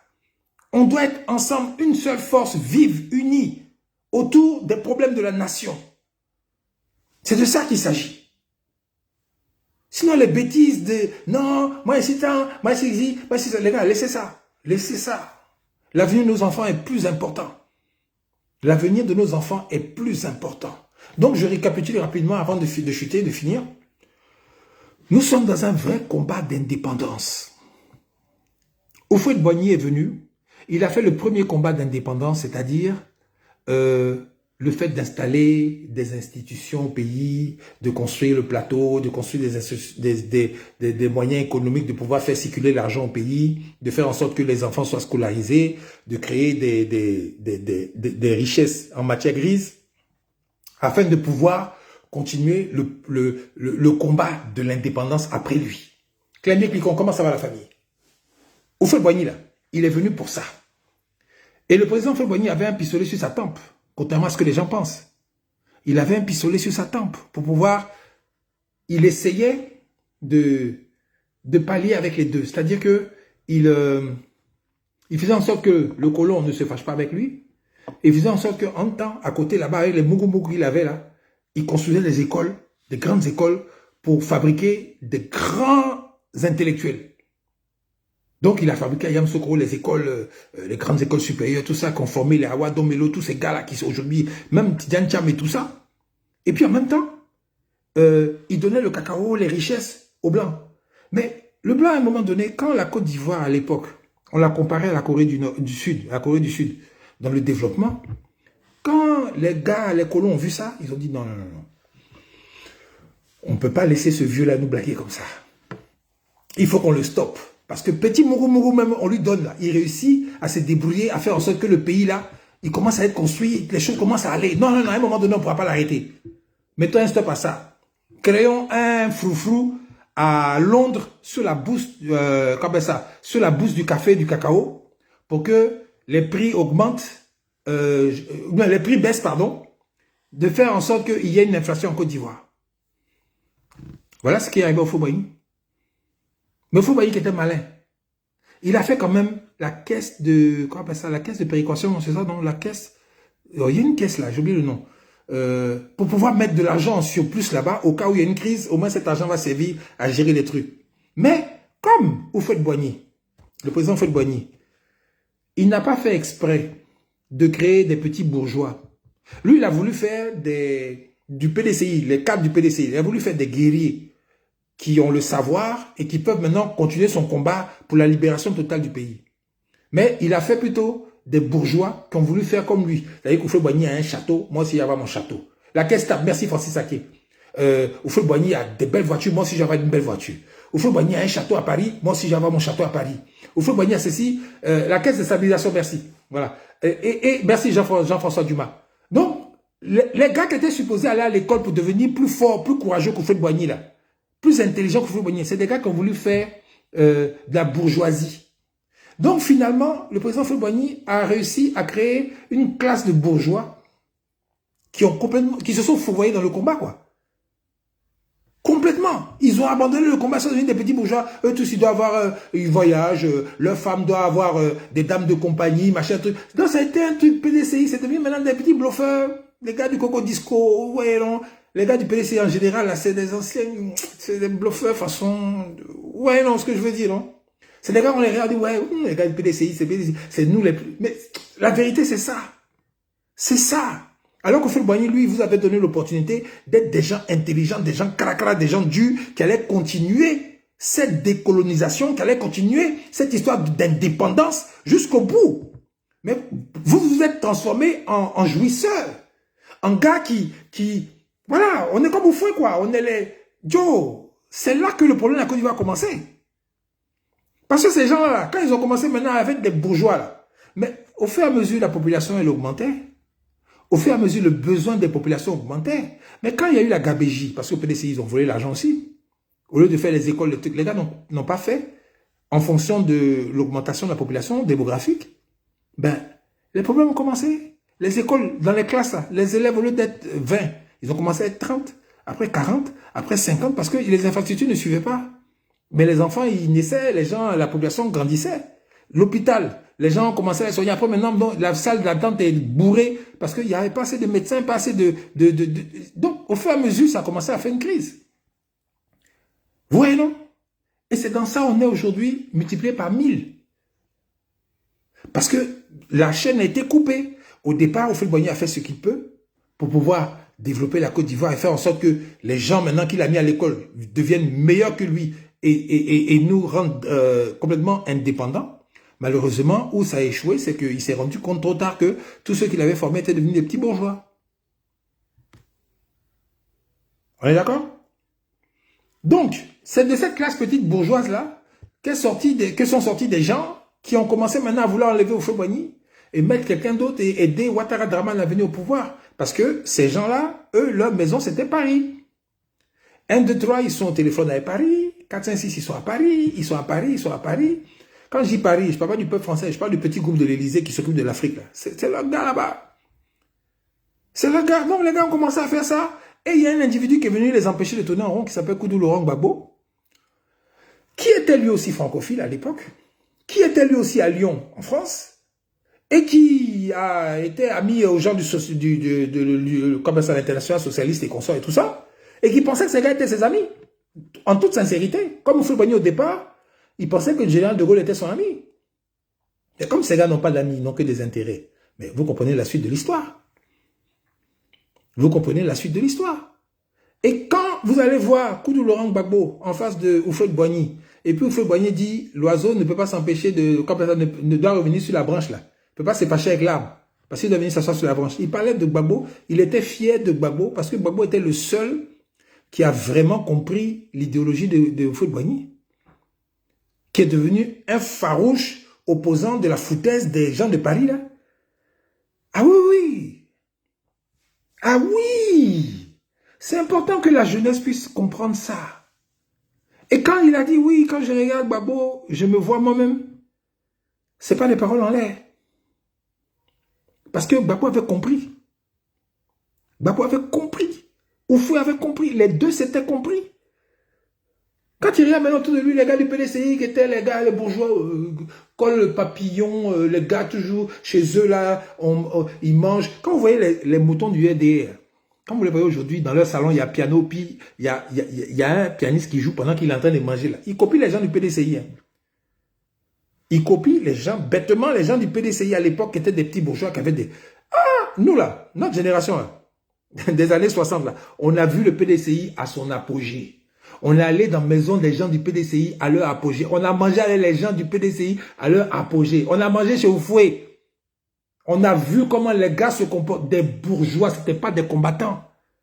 C'était des bourgeois. Des gens, ah oui, mon fils, il est à Harvard. Non, mon fils, il a une grande école à Oxford.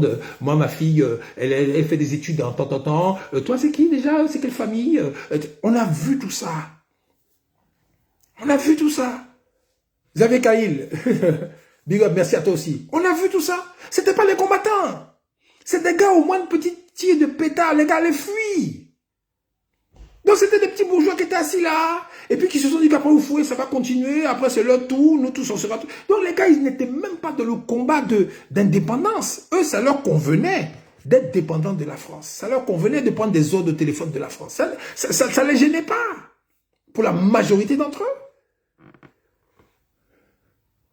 Est-ce que le volume est bon? Les gars, j'attends votre réponse s'il vous plaît. Est-ce que le volume est bon? Sinon, je vais fermer la vidéo et puis on va passer à autre chose. Est-ce que le volume est bon s'il vous plaît? Parce que là, il faut qu'on... Voilà, vous aussi, vous êtes dans le combat. Votre seule chose que je vous demande, c'est de liker. Liker, partager. C'est tout ce que je vous demande. Puis de commenter. Est-ce que le volume est bon? Les frères et sœurs. Parce que ce que je vous dis là, c'est l'histoire du PDCI. Hein. Merci Francine Aké. PDCI, vous voyez aujourd'hui là, la majorité des gens aujourd'hui qui sont dans les congrès de Tidjane Thiam et consorts, là, vous regardez leur âge. C'est des gens qui ont un certain âge. Ils ont dépassé 60 ans. 50, 60 ans, 70 ans. C'est eux qui sont nombreux là, qui sont là. Mais les jeunes là, les jeunes Ivoiriens de 16, 17, 18, 19 ans, 20 ans, qui ont compris le bien fondé, ils sont pas là-bas. Ils sont pas là-bas. Je mets au défi hein, de me prouver le contraire. Les gars sont pas là-bas. C'est des gars de mon âge aujourd'hui, là, ma génération, les enfants des gens du PDCI. C'est eux qui se battent aujourd'hui. J'ai mon frère Jean-Yves VI, que je cite aujourd'hui, qui se bat au PDCI et qui est un gars valable. Qui est un gars qui est... Mais attendez, Jean-Yves VI, là, c'est un bon gars, hein? Mais il est en bas là-bas. Il est en bas là-bas. Il n'est pas dans dans les prises de décision pour pouvoir vraiment changer les choses. Des gens comme ça, on les garde en bas. On essaie de les contenter un peu, bureau politique, des choses comme ça. Mais ce n'est pas des gars qu'on laisse vraiment monter pour exprimer leurs idées. Parce que comme c'est des gens qui respectent leur hiérarchie, ils sont dans leur coin, ils ne parlent pas. Mais il ne faut pas croire que les gars sont contents et tout ce qui se passe. Ah oui, au PDC, il y a plein de jeunes qui ne sont pas d'accord avec la façon façon, on est là, non, nous, c'est le dialogue, on ne fait pas la... Non, c'est faux, hein, les gars, il ne faut pas croire ça. Hein. Mais c'est des gars qui ont été bien éduqués et qui respectent la hiérarchie. Donc, ils ne parlent pas. Ah oui, oui, oui, parce que je ne peux pas jeter le discrédit sur tout le PDCI. Il y a des jeunes au PDCI et j'ai donné le nom de mon frère Jean-Yves VI comme exemple. Quelqu'un qui a des idées bien droites pour le développement de la Côte d'Ivoire et pour le bien des Ivoiriens, mais il respecte la hiérarchie, c'est tout. Vous comprenez? Aujourd'hui, là, le président Gbagbo a dit « Unissons-nous » à l'appel de Benoît. Nous, on regarde, on attend. Il y a des gens du PDCI que je parle tous les jours qui disent « Mais pourquoi les gars ne sont pas allés avec Gbagbo pour vraiment faire une union forte comme ça ?» On dit « Soro, PDCI, Gbagbo ensemble, c'est plié. Il n'y a plus de discours dedans. » Mais on voit les gens en train de danser façon, ça fait des discours contraires, ça fait des choses, et puis on ne comprend pas, il y a des gens, ils s'exposent avec les têtes des colons là même, et puis ils sont fiers. Et vous voulez que nous on ait confiance à des gens comme ça? Les gars, à un moment donné, c'est nous, on se préfère. On se préfère, vrai. On n'a qu'à se dire la vérité, au lieu de tourner, pinailler, être comme des hypocrites, on n'a qu'à se dire la vérité, bé. Pardon.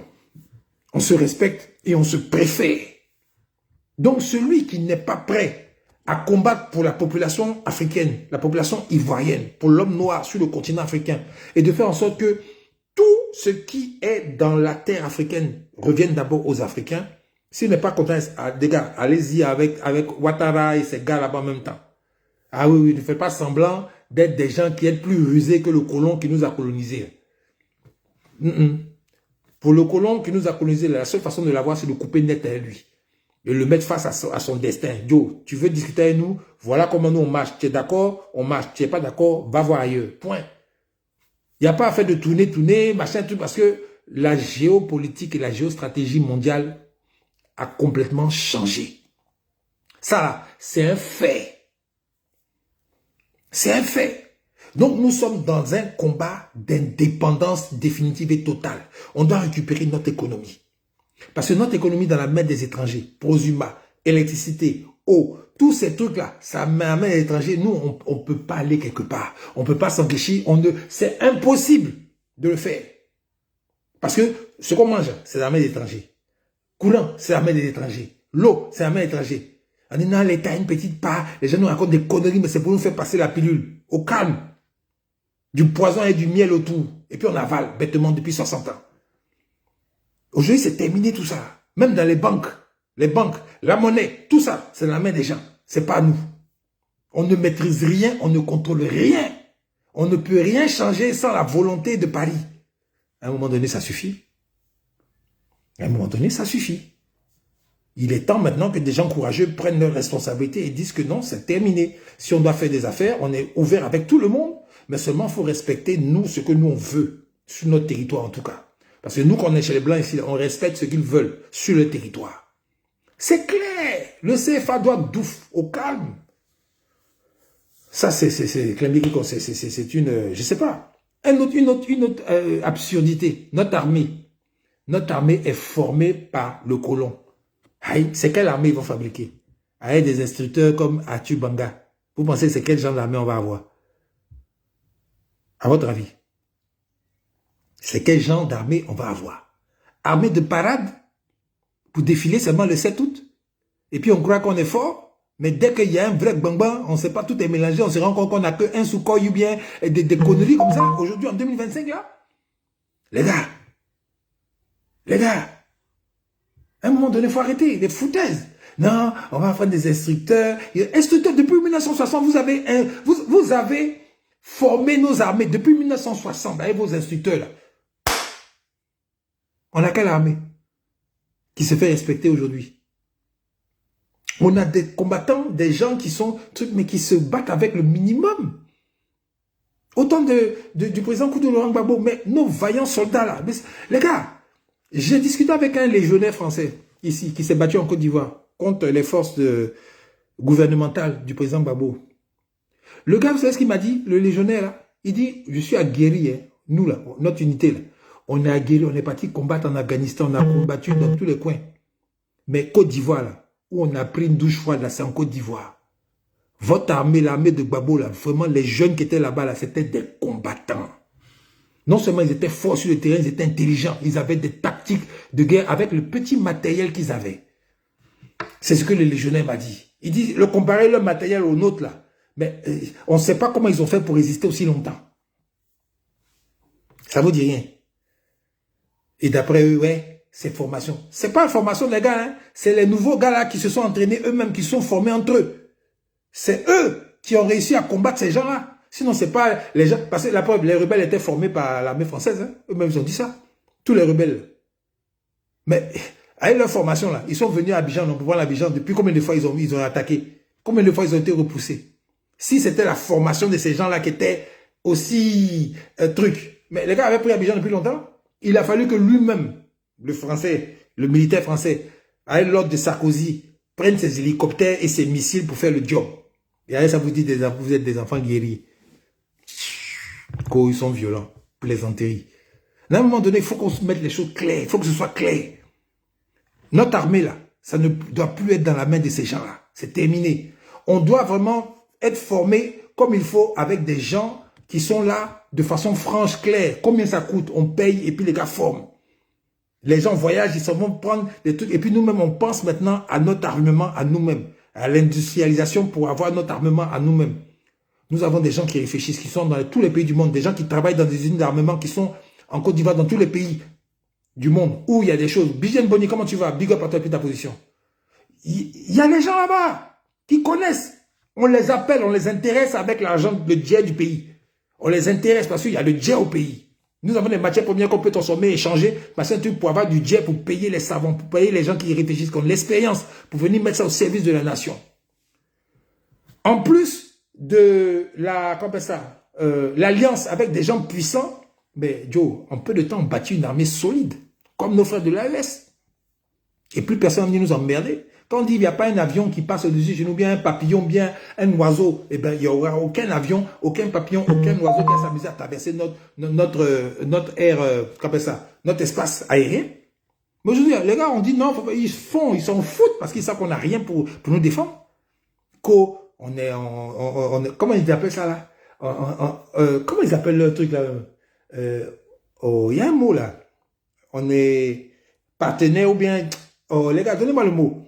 Il y a un mot, oui, on participe à la formation des soldats contre le terrorisme, ces bêtises, ils sont en train de raconter du n'importe quoi. Tout ça, c'est pour contrôler les gens, pour empêcher les gens justement de réagir. Comment des gens étrangers connaissent tout ton arsenal militaire?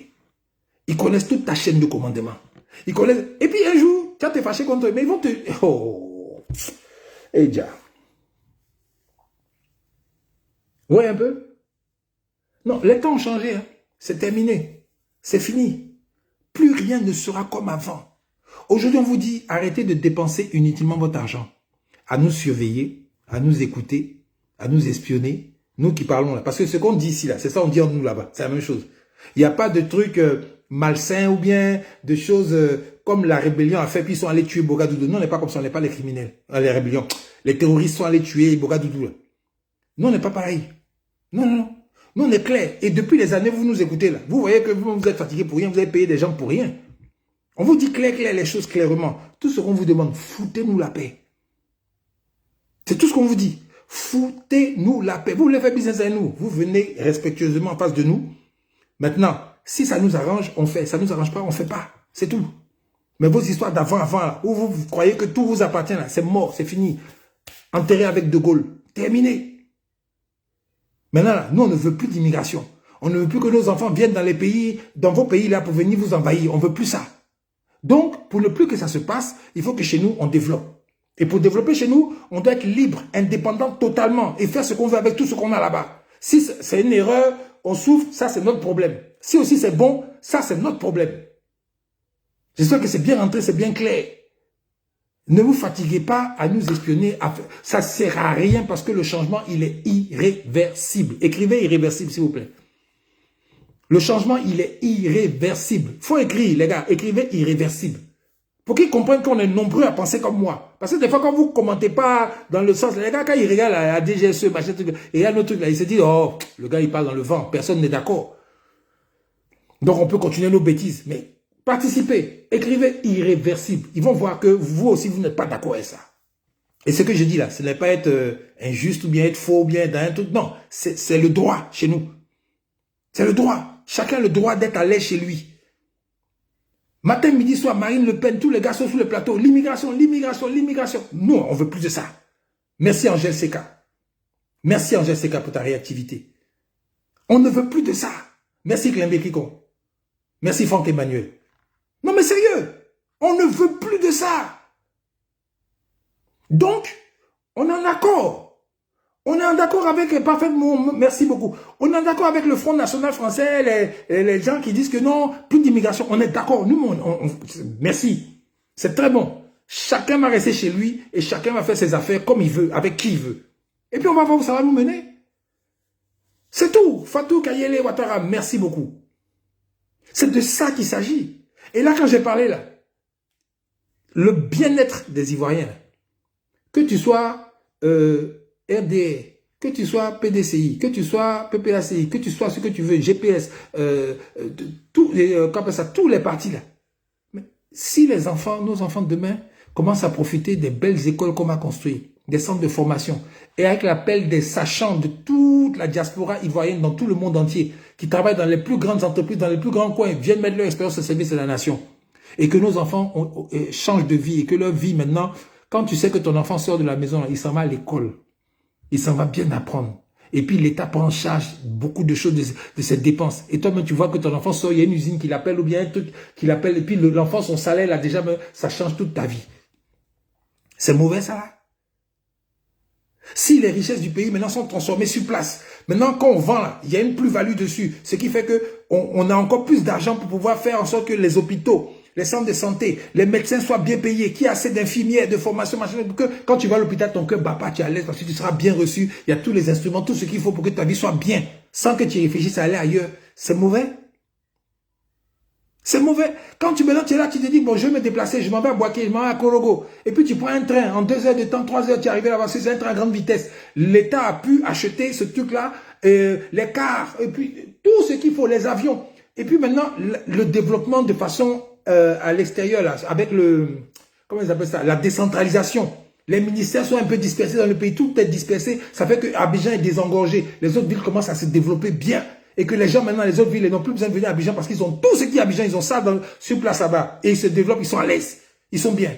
Ils mangent à leur faim parce que finalement, l'agriculture, là, les jeunes se sont mis vraiment à ça parce qu'il y a plein de terres qui ne sont pas utilisées pour faire pousser les choses. Ce qui fait que quand il y a beaucoup d'oignons, beaucoup de tomates, beaucoup de gombo, ça coûte automatiquement moins cher. Donc, quand tu vas au marché, au lieu de payer 5 000 francs pour marcher d'un jour aujourd'hui, tu vas payer 1 500. C'est pas bon. Parce que tu es indépendant. Quand tu fais ton business et que ça marche dans ton pays et que tu vas grandir et que ce que tu fais là, le Burkina Faso veut ça, le Mali veut ça, le Niger veut ça, le Nigeria veut ça, et il y a des routes, il y a des moyens accessibles pour aller vendre tes choses là-bas. Mais c'est mauvais. Quand tu prends ta monnaie, et puis tu voyages, tu arrives à Paris, tu arrives à Londres, tu arrives à truc, et puis tu t'en vas au guichet pour échanger, et puis les gens respectueusement prennent ta monnaie, ils échangent, ils te donnent leur monnaie pour que tu aies fait tes courses. C'est mauvais. Les gars, vous aussi. À un moment donné, il faut arrêter. Un mouton du RDR terroriste, là. Il faut arrêter. C'est de ça qu'on parle. L'indépendance. Et c'est ça, là. La vraie clé, le vrai point, c'est ça. C'est dans ça qu'on est dans ce combat-là, qui est irréversible. Merci beaucoup. Vous qui avez écrit. C'est irréversible. Ça ne pourra pas être autrement que la liberté totale et définitive de nos peuples. Vous comprenez? Et même les politiciens qui nous écoutent, ils vont voir qu'ils n'ont pas le choix que de suivre ce qu'on dit là. Parce que ça ne peut pas être autrement. Et aujourd'hui, moi je dis, hein, je me bats.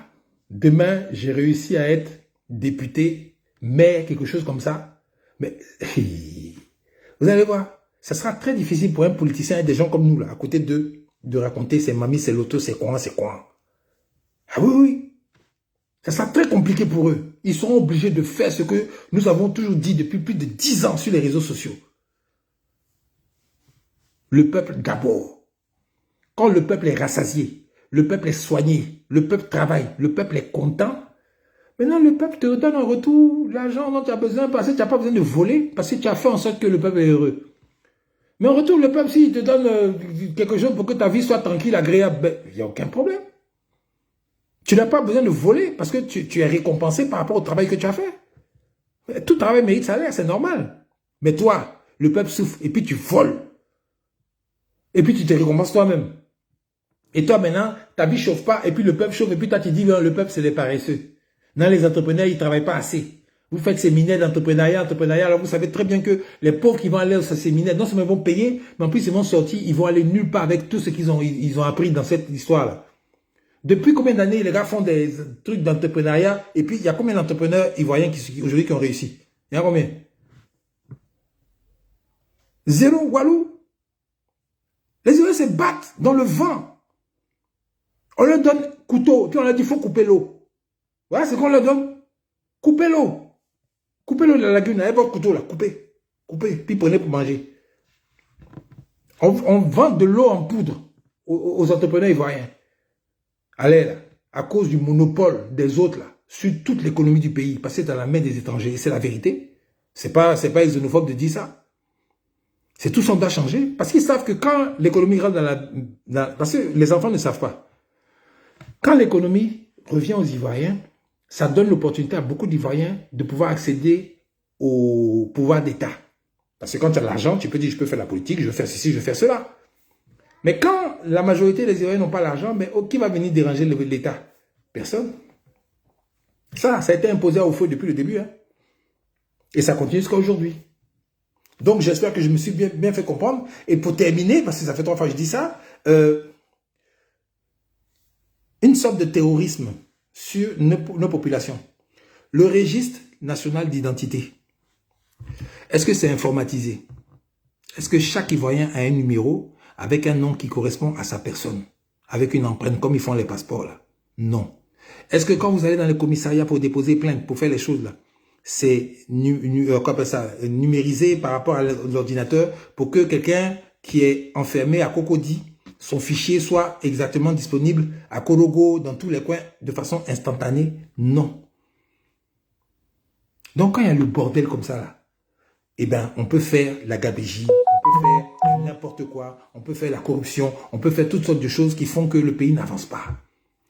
C'est exprès. Ce qui se passe en Afrique, surtout chez nous en Côte d'Ivoire, c'est inadmissible. En France, ou bien dans un pays qui est organisé. Hein. Mais chez nous, il le permet parce que tant que c'est comme ça, on ne se développe pas.